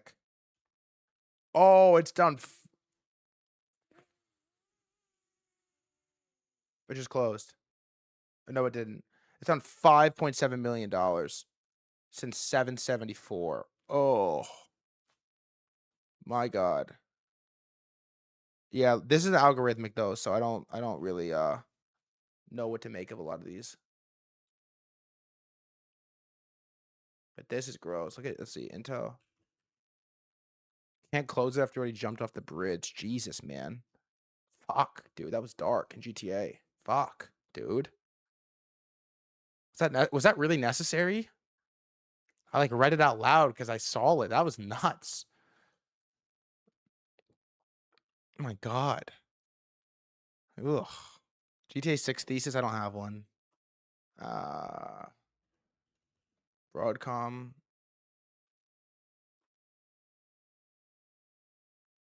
IBM, which I like.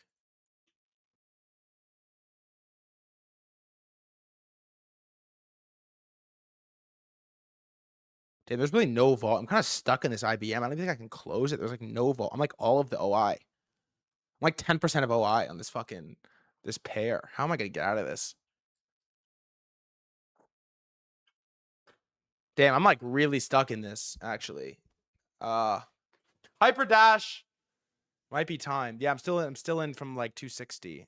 From the Trump show. How am I gonna get out of this? I'm like 10% of the book. It's not great. It's really not great.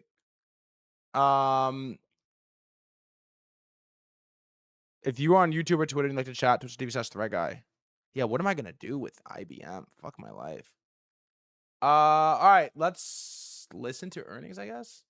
I hate listening to earnings, but it's fun to do it side by side. I kind of like to watch watch earnings. He's not live. That's insane. Okay, I guess I have to actually just do it then. All right, let's go. Google Calendar. Don't let me down. And if somebody really loves me like she does. Oh my God, it's 1200. Yeah, she does. The way she does.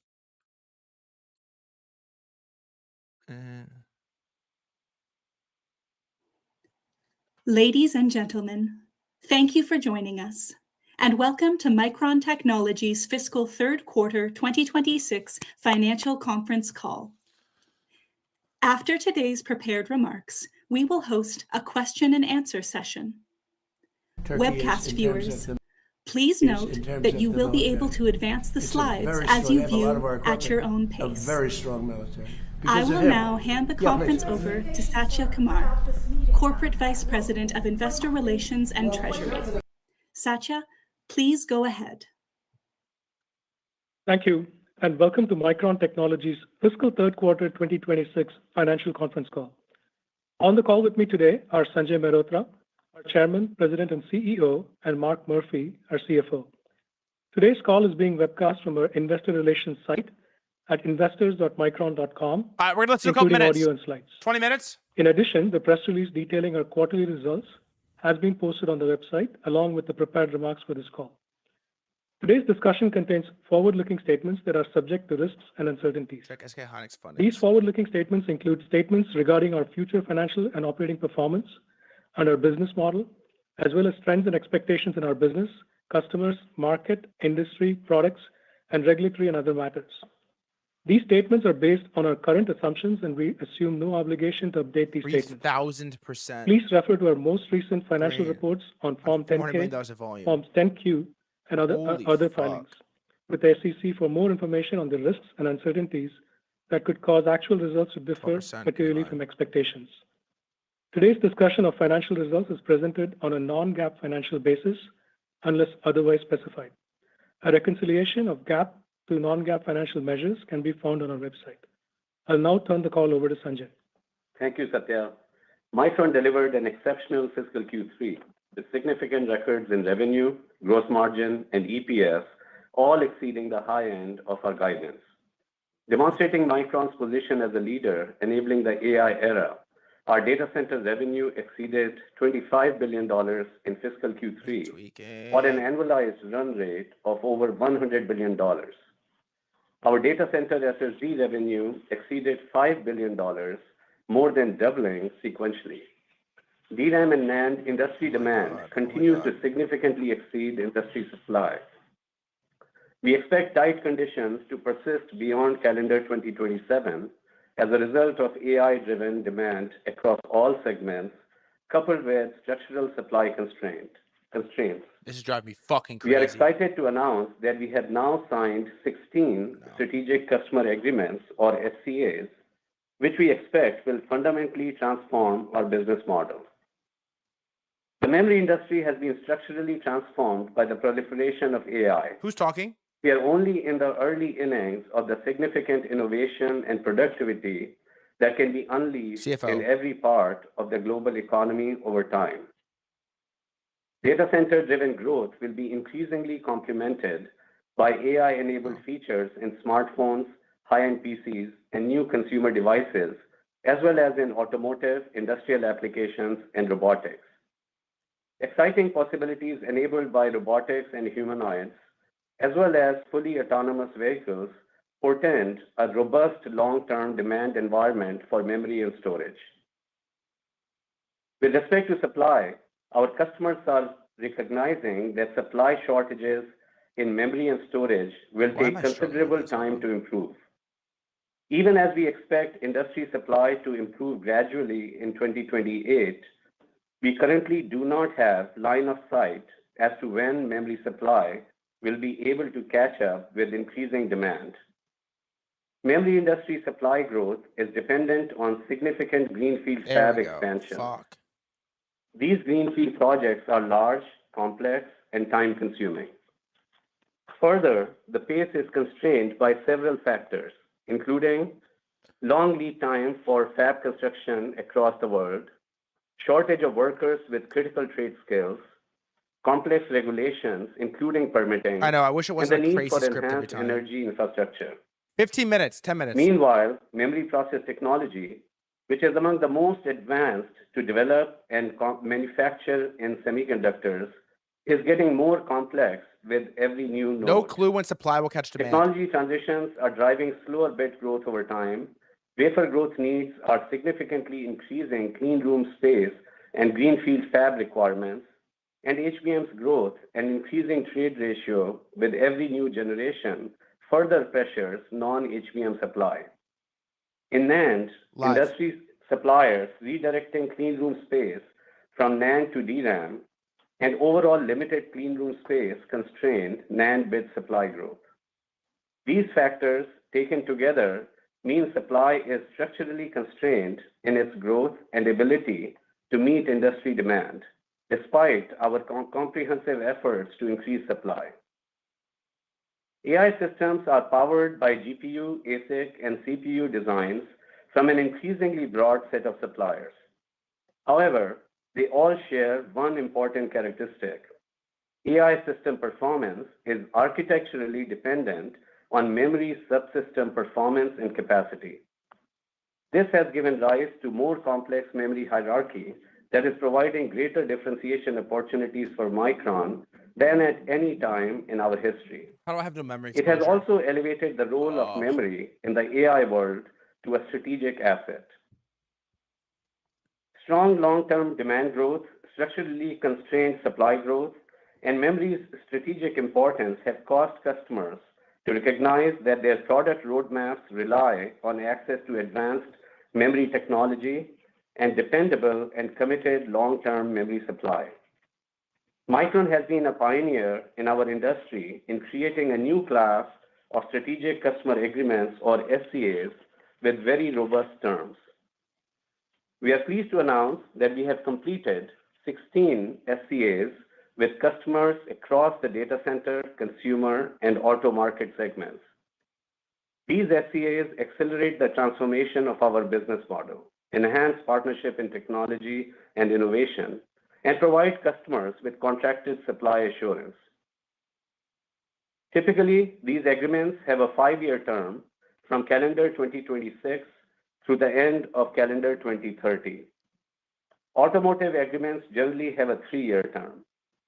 The 16 signed agreements represent roughly 20% of our DRAM volume and a third of our NAND volume over this period.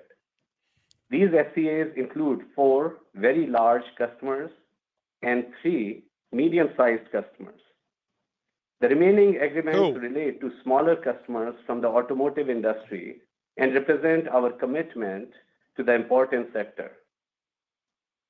When completed, we expect approximately half or more of our company revenue to be under these SCAs with customers across end markets. Our customer value our U.S. supply plans, and this is reflected in our SCAs. 2012 slideshow. These SCAs are structured as take-or-pay agreements with binding commitments to purchase specific volumes over this multi-year term. The largest agreements generally have a ceiling price for existing products at the current CQ2 market price and a floor price through the term of this agreement.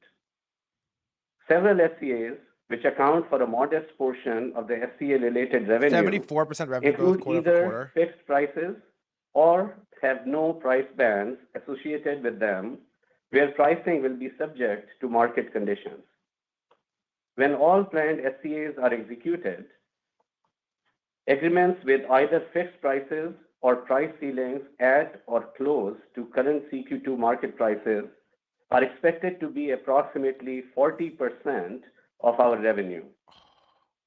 For SCAs which do contain such price bands, pricing is designed to stay within this floor to ceiling level through the course of the term. $72 This billion pricing of spot volume visibility Micron. will help our SCA customers across market segments to better manage their business and grow their demand. 346% growth year over year. For our What? SCAs with price bands, the floor price enables a very robust gross margin for Micron, well above our peak quarterly margins in any past cycle. 14 of the 16 SCAs that we have signed have a cumulative revenue at minimum price per our contracts of approximately $100 billion Where's the margin expansion coming over the from? remaining agreement term. Who's being hurt They by also this? strengthen our long-term financial performance, margins, question. and free cash flow expectations with higher visibility and improved stability in our business performance. Under the SCAs we have signed so far, we project to receive cash deposits and related financial commitments of $22 billion. This further demonstrates customer commitment to this new business model. Mark will provide additional details. Our SCAs with customers across data center to consumer devices to auto and industrial applications create a new paradigm for us to strengthen our customer relationships. They provide committed DRAM, including HBM as appropriate, and NAND supply to our customers over a multi-year time horizon. In a period of significant shortage, this supply visibility is extremely beneficial to our customers. The visibility enables our customers to leverage SCA supply to make progress on their strategic plans, drive growth, and enable their end consumers to benefit from their products and services. We are very appreciative of our customers who have worked with us through this period of tight supply with a strong collaborative spirit to create win-win outcomes for the long term for the entire ecosystem and end consumers. AI's insatiable appetite for memory bandwidth and capacity with low latency and low power is driving memory architectural choices, memory product mix shifts, and manufacturing process technology decisions, all of which increase the complexity of memory and storage roadmap for the industry. Micron is building on its technology leadership. Our 1-gamma DRAM node and G9 NAND node are both ramping well and on track to become the highest volume nodes in Micron's history. Development of our next generation DRAM and NAND nodes are also progressing well and are on track to begin volume production. You are making billions of dollars right now talking about could play Subway Surfers. Are you out of your fucking mind? We are leveraging our leadership DRAM and NAND nodes across our product portfolio. HBM4 12-high volume ramp is tracking twice as fast as HBM3E 12-high, and we have already shipped over $1 billion in HBM4 revenue. We expect to reach mature yields on HBM4 12 high significantly faster than HBM3E 12 high. Please see our earnings press release for other highlights across our HBM, high-capacity DDR, and LP server DRAM, data center SSD, PC, smartphone, and automotive product portfolios. We expect future memory demand will continue to skew towards higher performance and higher value products whose complexity carries higher cost per bit. Transitions like LP5 to LP6, DDR5 to DDR6, and newer generations of HBM all come with rising bit costs. This trend, along with the ramp of significant greenfield capacity in the years ahead, is projected to cause the blended DRAM cost per bit to rise from current levels.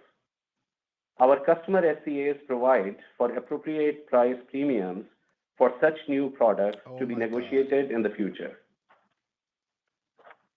Turning to our end markets, AI is driving unprecedented growth in data centers, with industry data center DRAM and NAND bit shipments in calendar 2026 expected to more than double from 2 years ago. Agentic AI is structurally reshaping data center infrastructure, extending beyond accelerator-only racks to include CPU racks for the agent control plane and program execution, and storage racks for rapidly expanding context store. We now expect calendar 2026 industry. Everybody that got no Micron talking about, can we get Subway servers? It's like, bro, don't you see the problem? Higher expectations of low double digits, driven by mid-teens growth in traditional servers and even stronger growth in servers with AI accelerators.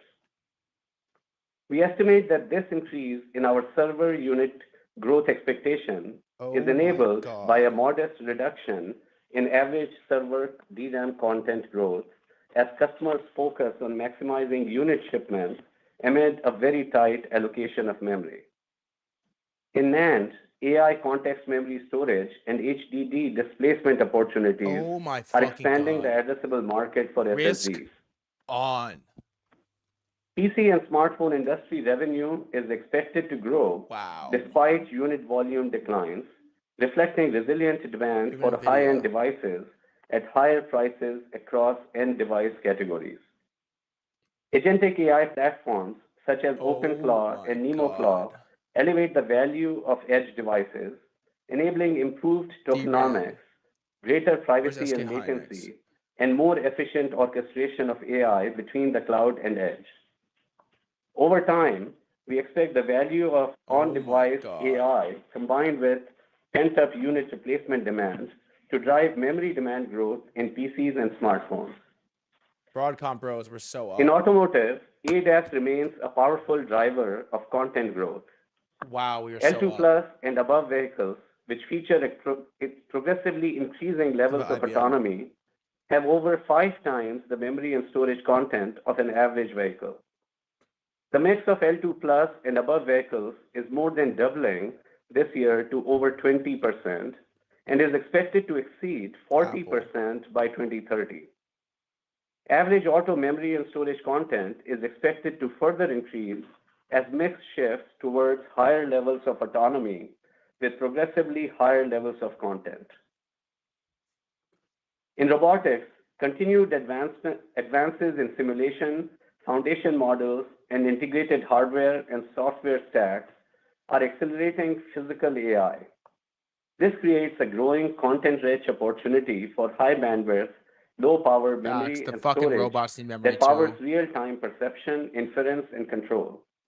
Humanoid robots carry 10 times the amount of memory as an average L2 plus vehicle, and we expect a sustained, substantial, multi-decade memory demand cycle to begin in the latter part of this decade. Oh my God. Now turning to our market outlook. We now expect supply-demand conditions for both DRAM and NAND to remain tight beyond calendar 2027. In DRAM, we expect industry DRAM bit shipments in calendar 2026 to grow in the low to mid-20s% range, slightly above our prior outlook. In NAND, we expect industry NAND bit shipments in calendar 2026 to grow approximately 20%, unchanged from prior expectations. We expect Micron DRAM supply to grow approximately in line with the industry supply growth, while Micron NAND supply grows somewhat less than the industry supply growth in calendar 2026. Our SCAs provide enhanced visibility on our long-term demand and provide us greater confidence on our CapEx and R&D investments. We are focused on maximizing output from our fabs, including collaboration with our suppliers to accelerate tool acquisition, fab tool installation and ramp, and tool replacements and upgrades to improve productivity.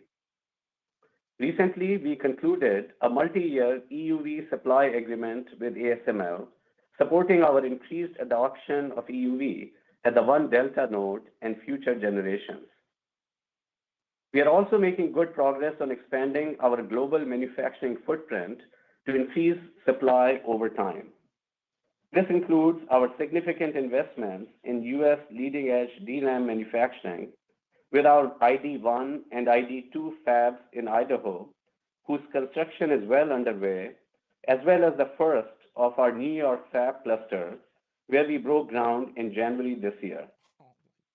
ID1 is on track for first wafer output in mid-calendar 2027 and ID2 in late calendar 2028.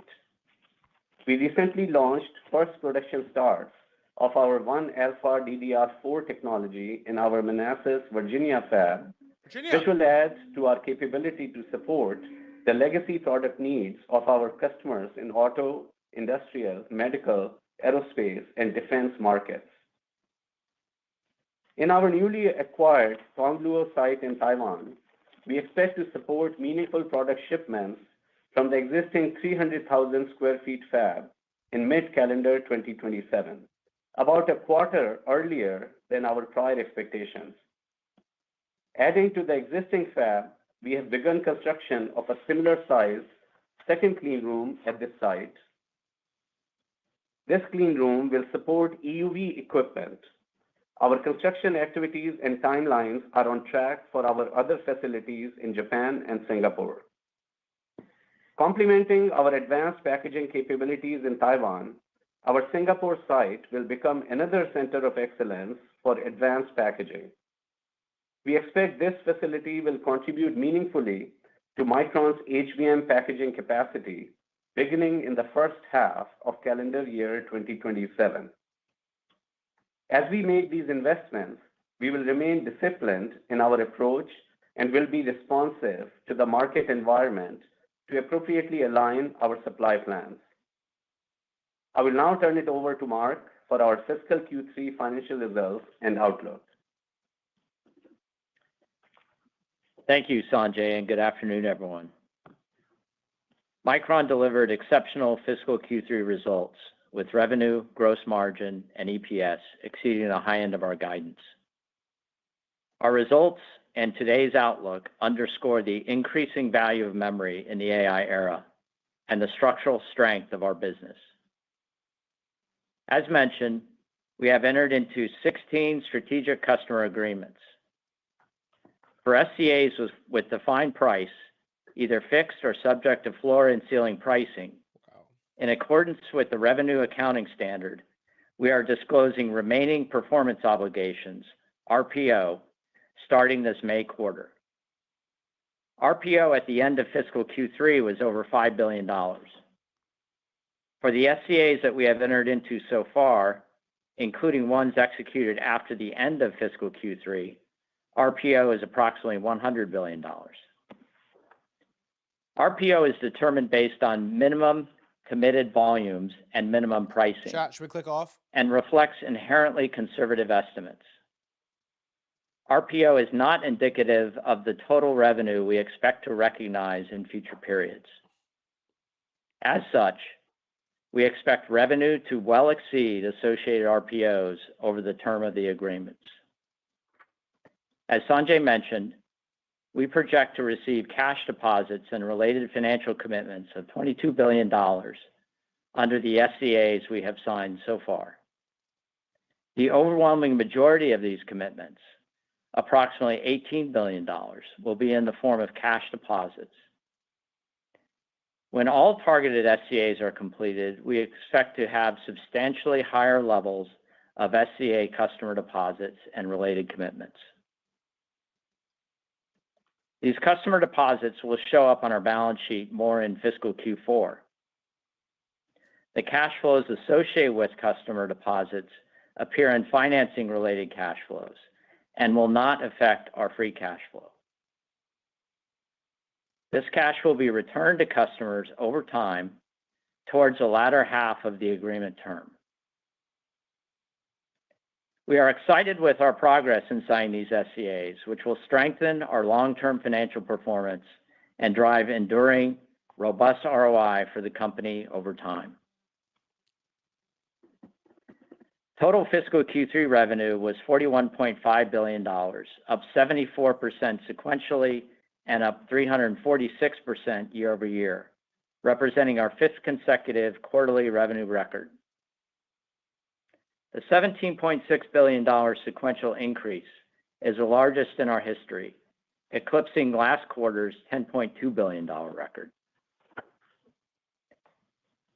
Fiscal Q3 DRAM revenue was a record $31.3 billion, up 343% year over year, and represented 76% of total revenue. Sequentially, DRAM revenue increased 67%.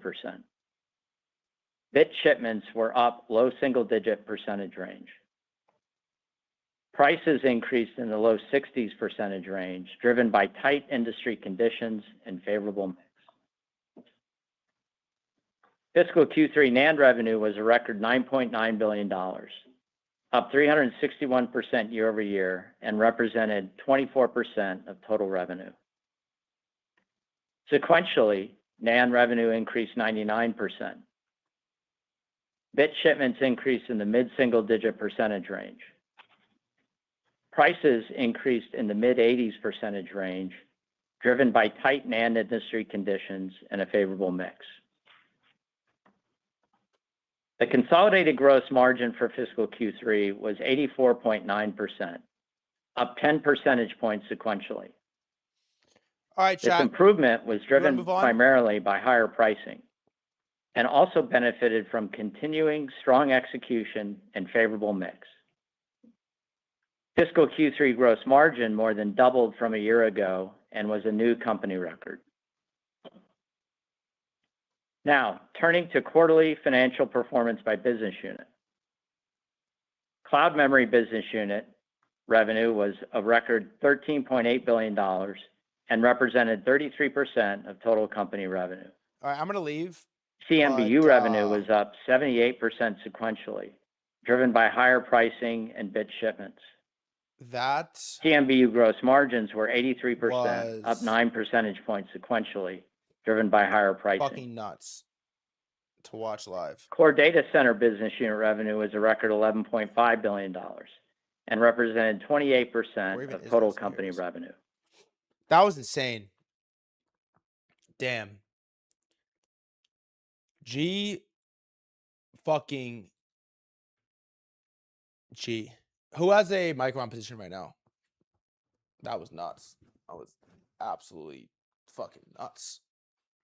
It looks like, ladies and gentlemen, the show goes on. It looks like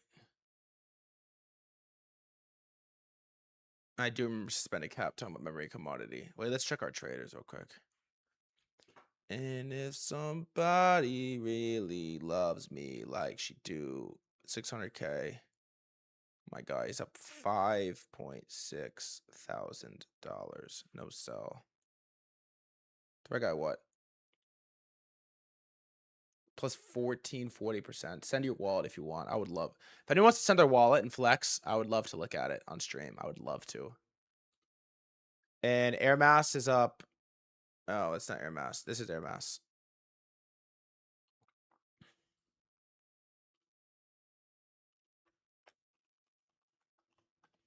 $2.6.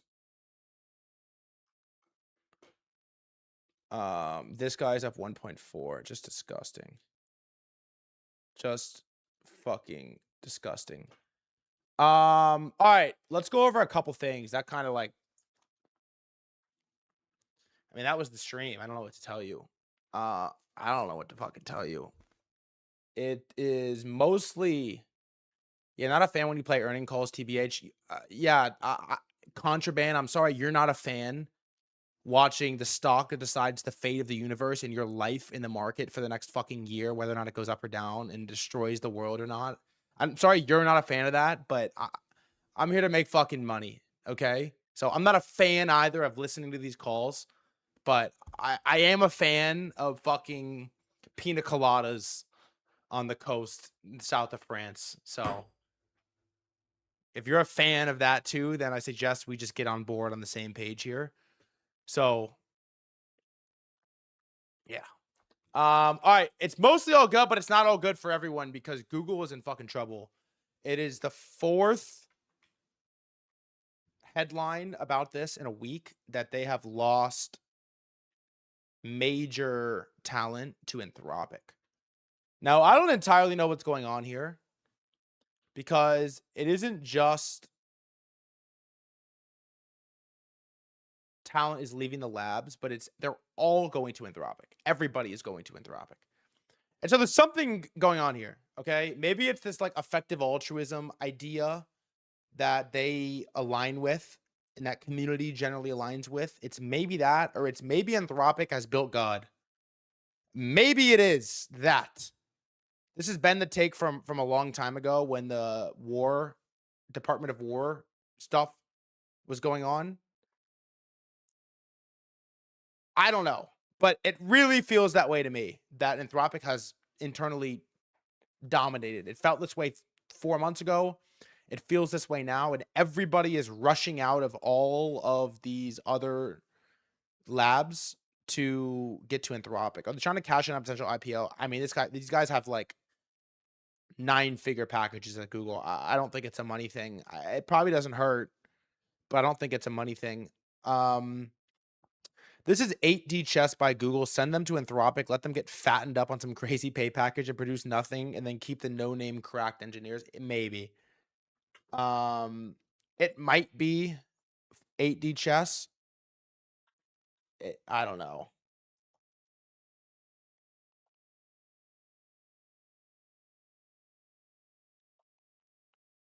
It might be, but it might not be. Speaking of Google and dilution, well, I wasn't speaking about dilution, but I am speaking of dilution now. Zipoo, which has recently been ripping up 50% or something. The first thing that they've done is they've announced a multi-million-dollar share dilution sale. Pretty wild that they're doing this right away. Like, first thing that they've done is announce this. These companies are really hard to trade. I don't know. I have no exposure to any of these Chinese companies. Zipoo was the one that I really wish I bought on the ban of Anthropic Fable, but I don't know what happens to it now. We'll see. This is the 1-minute chart. It's had some crazy. Why do I have this weird? Is there a better? Why am I looking at it on OKX? I don't know. Wait, let's go like this. The ticker is 2513. I don't know why it's weird on TradingView. Here, thank you. Yeah, it had this. It made this crazy bottom to top move, up to 190%, and then top to bottom down here, dumped like 32%. It's Knowledge Atlas moron. Yep, 827 cap. Fuck you. How about that? It's actually 2513. Fuck you, fucking moron. It's down top wick to where it is right now is like minus 27%. So it's gonna be one that we keep a close eye on.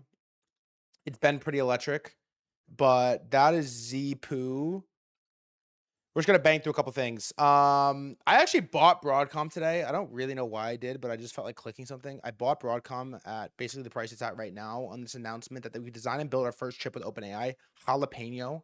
If there's one thing OpenAI is really bad at, it is naming things. They are really horrific at naming things, and this is no different. Everybody will build chips, but designed from the ground up by OpenAI and brought to production by Broadcom.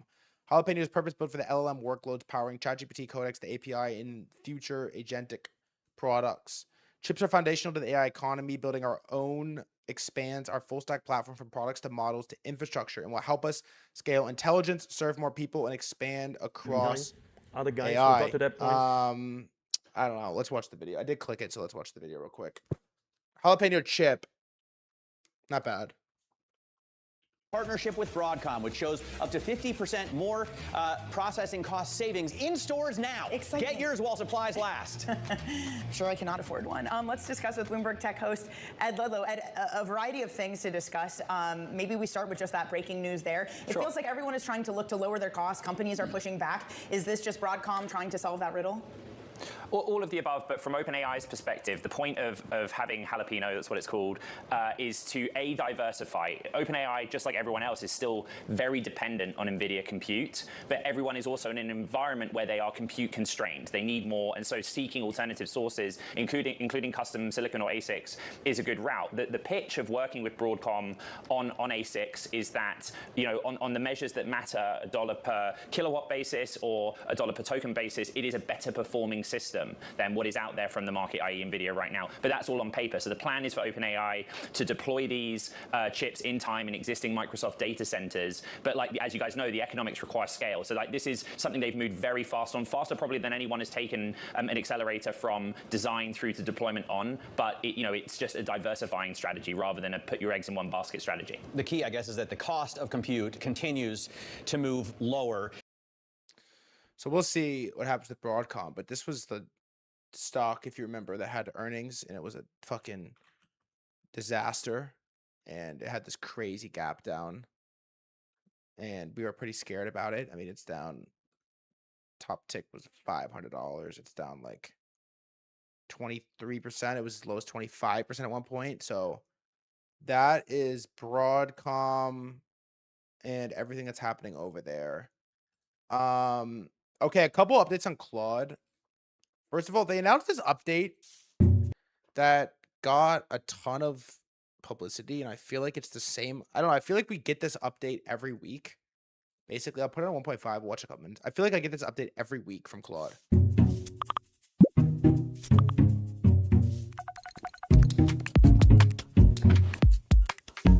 Hey, I'm Lydia. I work on Claude Code here at Anthropic, and today we're launching Claude Tag, which lets Claude collaborate right alongside your team. I feel like we've seen this like 20 times. At Anthropic, we've been tagging Claude in for most of this year, so honestly, all of this is just how we work now. And across Anthropic, Claude Tag opens 65% of our product pool requests. So for example, here, we have a team about a week out from shipping a product. So what's going on in engineering? Drew heard from a sales rep that one feature, scheduled exports, is the thing their biggest deals are waiting on. He doesn't own it, so he asked the person who does. Notice that this is all multiplayer. Nadia texts Claude, then Claude keeps up with the group thread, reacting to product decisions made in real time. It opens the PR, and it lands the change. And the cool part is that Claude knew what the feature was and where in the codebase to go. It scoped each. So it got posted, and Karpathy's calling it a new paradigm, which is crazy. For interacting with Claude, is significantly more in line with all other human activity org-wide. Once you do all the under-the-hood engineering to make this just work, Claude basically joins the team in a seamless way. You could talk to it as if you would talk to a person, and it can help with a very large variety of workloads. IMO, this is the third major redesign of the LLM UI UX. The first paradigm was that the LLM is a website you go to. The second one is just an app you download on your computer. The third is that it's a self-contained, persistent, asynchronous entity with org-wide tools, context, working alongside teams of humans. It really takes a while to wrap your head around, but once it works, it's awesome. And somebody asked him about it. Like, I feel like I've seen it a bunch of times, and he says that the basic idea is easy, and V0 is a hackathon project. The product here is a lot closer to it actually works for enterprise-grade deployments. And after quite a bit of internal experimentation iteration, it's kind of hard to describe other than it's writing majority of code. It's deeply integrated multiplayer, and it starts to feel like everyone is a manager. So I understand it looks easy to dismiss on quick reading, but it's not some new LLM Q&A with RAG over Slack. It's not even OpenClaw adjacent. It's a different way of working entirely for people in teams. I work from Slack now. So I will say this. I've been using my OpenClaw a fucking lot recently. I've been using it a lot recently.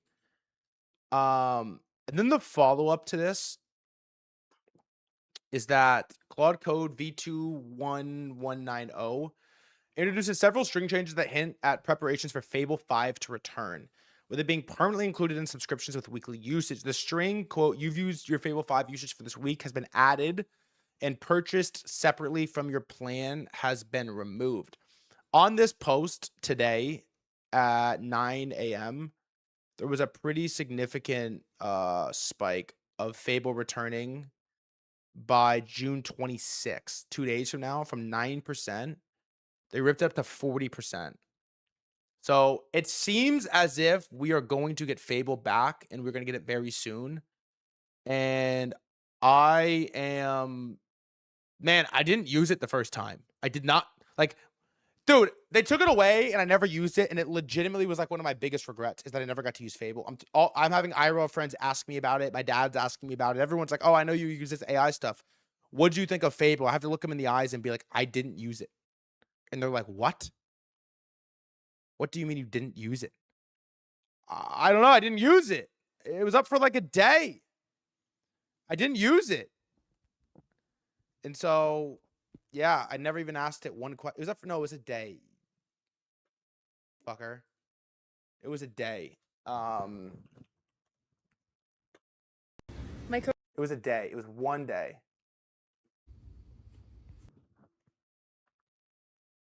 Where's the thing that I want? But man, it was a special day, was it not? Can't even find the TikTok anymore. They oh.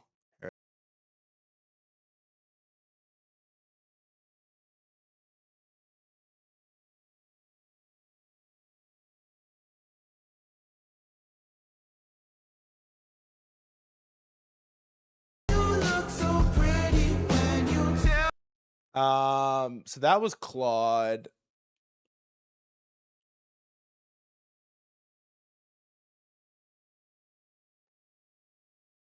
And then we just have a bunch of slop announcements that we could spend a lot of time on, but I want to, it's like the market's changed. I want to prepare for tomorrow. Nancy Pelosi's buying stocks. Apple announced the flip phone. The fold phone, I guess. Which I will absolutely be buying when it comes out. SpaceX came out, so they're doubling down in video and image generating tools. Also, short sellers ramp up bets against SpaceX for 30% slide. SpaceX looks pretty uninteresting right now. Nike CFO has stepped down, and it looks so terrible. Private credit redemptions are going insane right now, and they're not honoring a lot of them. That's happening. AirPods maker Luxshare is thinking about an IPO in Hong Kong. Could raise $3 billion. That's a cool one. Never thought about who made AirPods. Just assumed Apple did it. And yeah, these foldable iPhones are going to begin mass production in July. They're going to be mass production first foldable iPhone from late July. Launch delay recently emerged due to hinge problems, but it's confirmed that Apple is pushing ahead of September unveiling as originally planned. So Apple iPhone is coming very, very, very, very soon.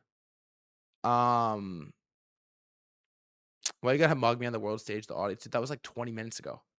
Dude, that you were just like waiting, building up the courage to double reply. It's like a long time. It's like 20 minutes ago. All love, brother. You know it's all love. You read YouTube comments? No, I don't. Twitch.tv/threadguy. All right, this is the last thing I have. I was cooking and I'm YouTube gang because of my TV. This is the last thing I have for you today. 1987 stock market crash, the original news report. Hey, I'm gonna do something real quick before I play this. If you're new here, this might be one of the last times I do it, but I'm gonna do it. Yeah, I'm gonna do it right now. Why not? Feel like it. If you're new here and you came for earnings, I have this Telegram I'm really active in, and it's pretty lit. I'm only gonna do it on Twitch. If you're YouTube gang, you gotta pop over. I'm active in it, man. I've been really active recently. Feel free. Have at it. Oh, wait, that's a drainer. No, it's like, no, it's a bad joke. Bad joke. Bad joke. Bad joke. Also, I have a feel. DNAP just said this. SpaceX earnings are going to be so lit when that comes, by the way. When that comes. Pit is my favorite teaching channel of all time. Chat, be honest. You have the pit muted or no? Don't lie to me. Do you have it muted?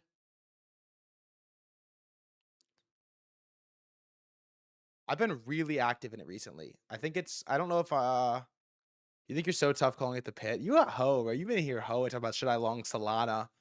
Nobody that's gonna talk about long in Solana is gonna tell me what's cool or not. How about that? How about that? I'll go to 60 messages. Yeah, I got a little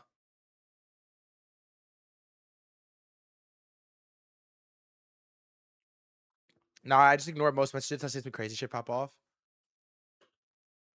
All right. My YouTube recommended, I've spent, I don't know how long, it's 10 years churning and training and building hand by hand, brick by brick, the most beautiful YouTube algo I've ever gotten. And as a result, I get fed shit like this on a daily. I wake up, I scroll my feed. The first thing I see is the 1987 stock market crash original news report. What? Is USA Tonight with Brad Holbrook. Y'all are not getting recommended polls like this. No way are you getting recommended polls like this, brother. Good evening. Today is Black Monday, the day the Dow dropped more than 500 points. The day the Dow dropped more than 22%, almost double the rate of the Black Monday that signaled the beginning of the crash of 1929. But this crash of 1987 is not just an American experience. Around the world, stock markets fell faster than a skydiver without a parachute.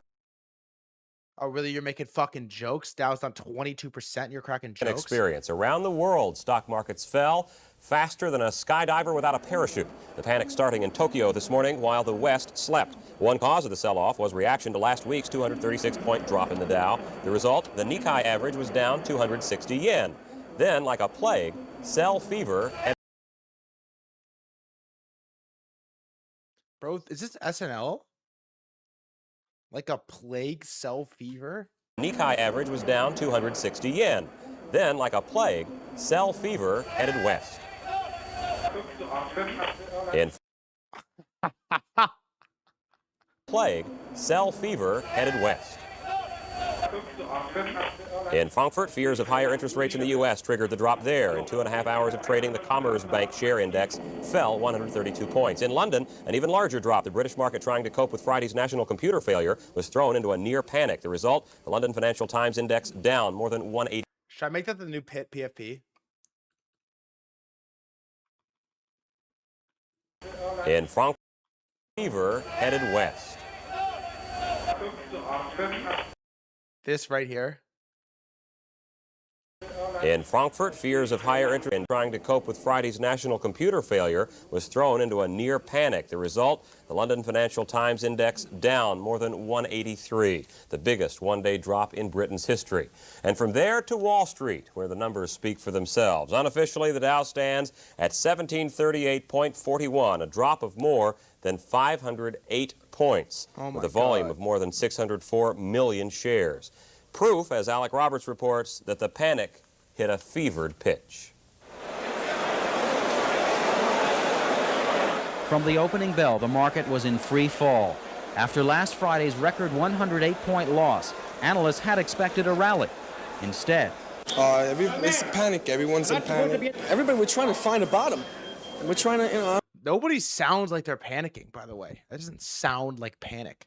As a floor broker, I see stocks trading 10 points below where they traded Thursday, and I'm saying this has to be the bottom. And then they trade 5 points lower than that. By noon, the market was down about 150 points. The tape delayed by more than an hour.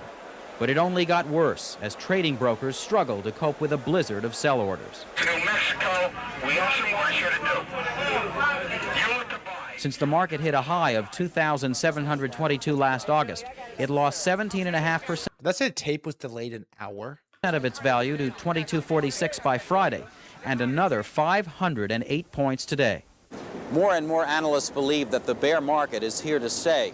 It's not that the economic news is so much worse. In fact, some indicators are showing unexpected strength. It's the psychology that's changed. While for 5 years investors have looked at the economy as a glass that is half full, now they're seeing it as half empty. Reasons for the decline have been floating around for months. An accident waiting to happen. Bro, ask me if I can become a news reporter. I'm a financial market streamer. It's what I report the news every day. That's what I do. According to one analyst.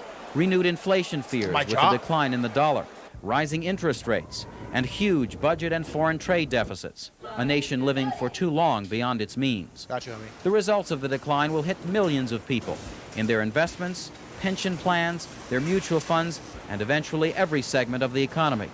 Higher interest rates, for example, will hurt the housing market. Eventually every segment of the economy. Imagine this is your house, and your house is like the face of the stock market crash of 1987. Higher interest rates, for example, will hurt the housing market.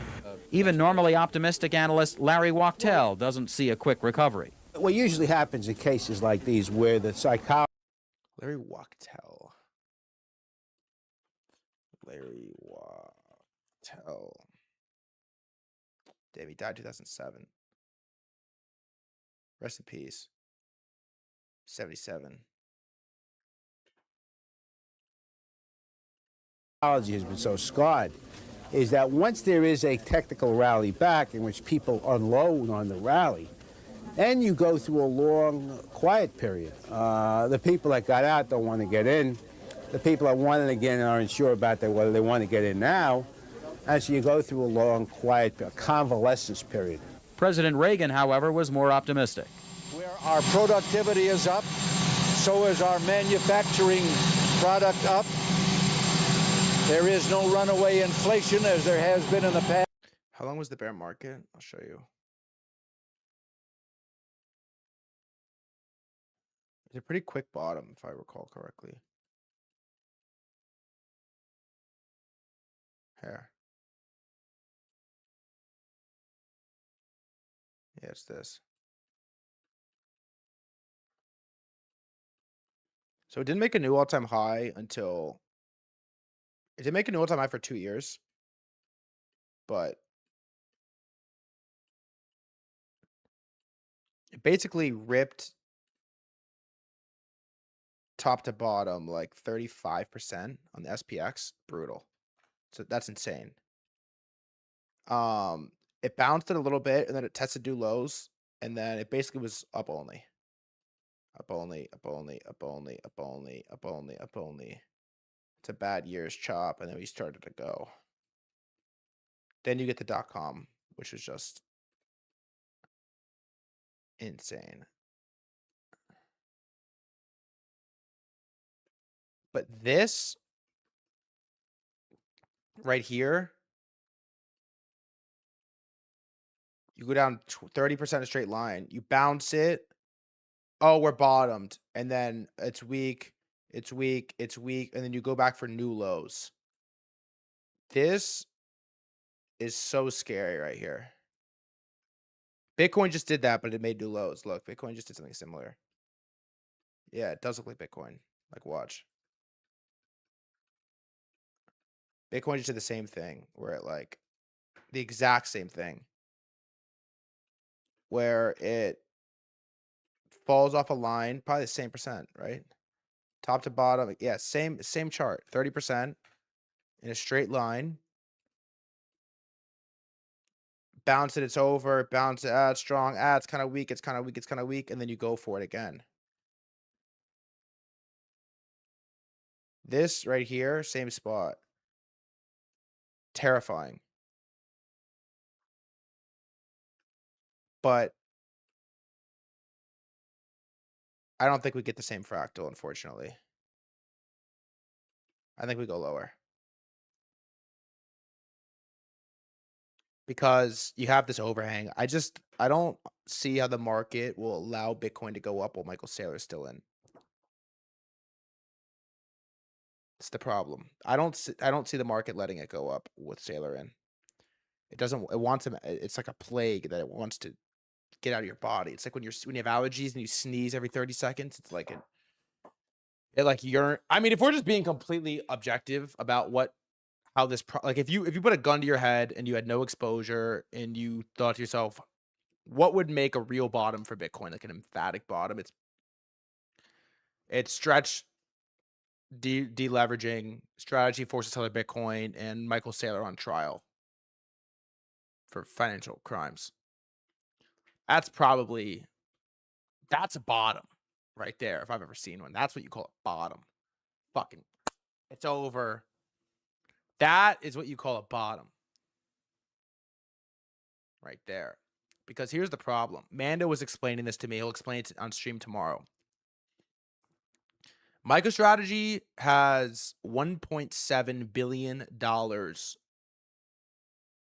promised annually to the end of time. $1.7 billion.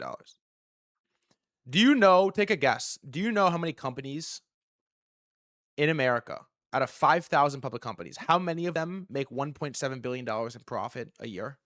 How many? Take a guess. Give me a number. How many companies make $1.7 billion in profit a year? Number. Give me a number.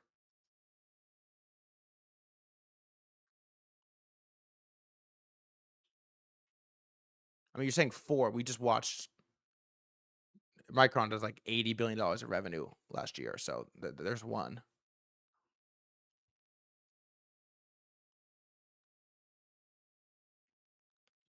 It's 100.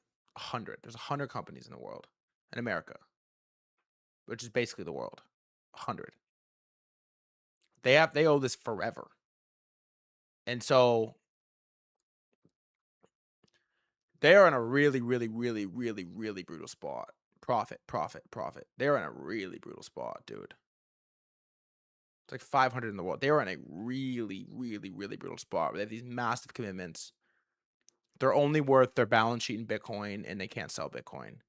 And the whole bit is earnings per share, but the only way they earn money is by selling more strategy because, in theory, Bitcoin's going up. But Bitcoin can't go up while Saylor has 5%.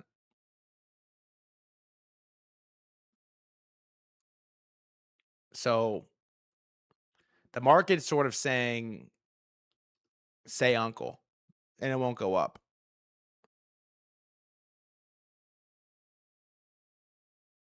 And the product is the thing they can't sell. It's pretty scary. I'm not going to lie. So on that note, we have some excitement in the stock market, which is awesome. So awesome. You love to see that. And I'm going to give you the all-in-one education stream on Michael Saylor and strategy tomorrow. Okay, I'm going to give you Mando, who was a massive position in it and is the most educated person that could give us all options of what could happen. That's what we're going to do tomorrow.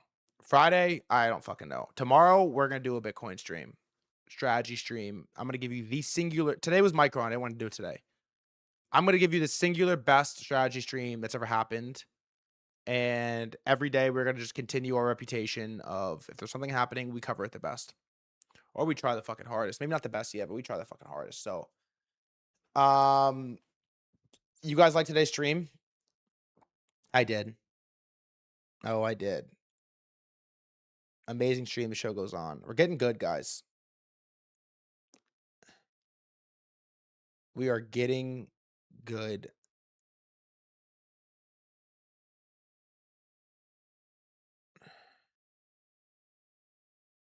We're getting good. I just wish MU nuked. No, you don't. No, you don't. No, you don't. No, you don't. No, you don't. 200 be 1,000 soon. I know. Jax Nav.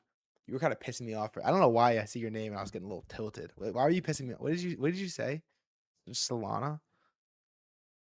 I don't know what you said, but I was getting a little salty. I crashed out on a few people today, I suppose. It's part of the game, man. Who's one of the Subway Surfer guys? Oh, I said I think the pit is so tough. The pit is so tough. I don't give a fuck. I think the pit is so tough. Every day I get a little bit closer to opening it up, by the way. I'm just so scared I'm going to open it up and I'm going to realize everyone is retarded. And I'm not supposed to say that anymore. I'm going to realize everyone's stupid and it's going to make me really sad. And so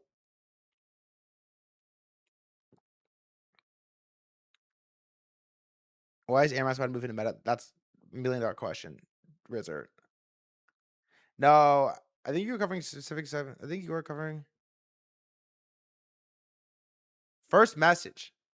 I think you were covering a specific segment of finance and entertainment space that was not there yet. Or it was just full of unks. Congrats on changing directions. Thanks, man. First chatter? Wow. Thanks. That was really nice.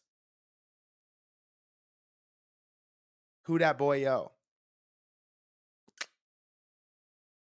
Thanks, man. That was awesome. I appreciate that. Thank you, dude. Wow, let's just end. I don't want to.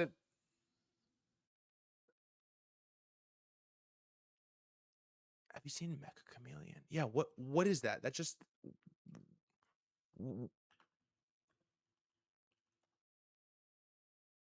where did I see that? What is that?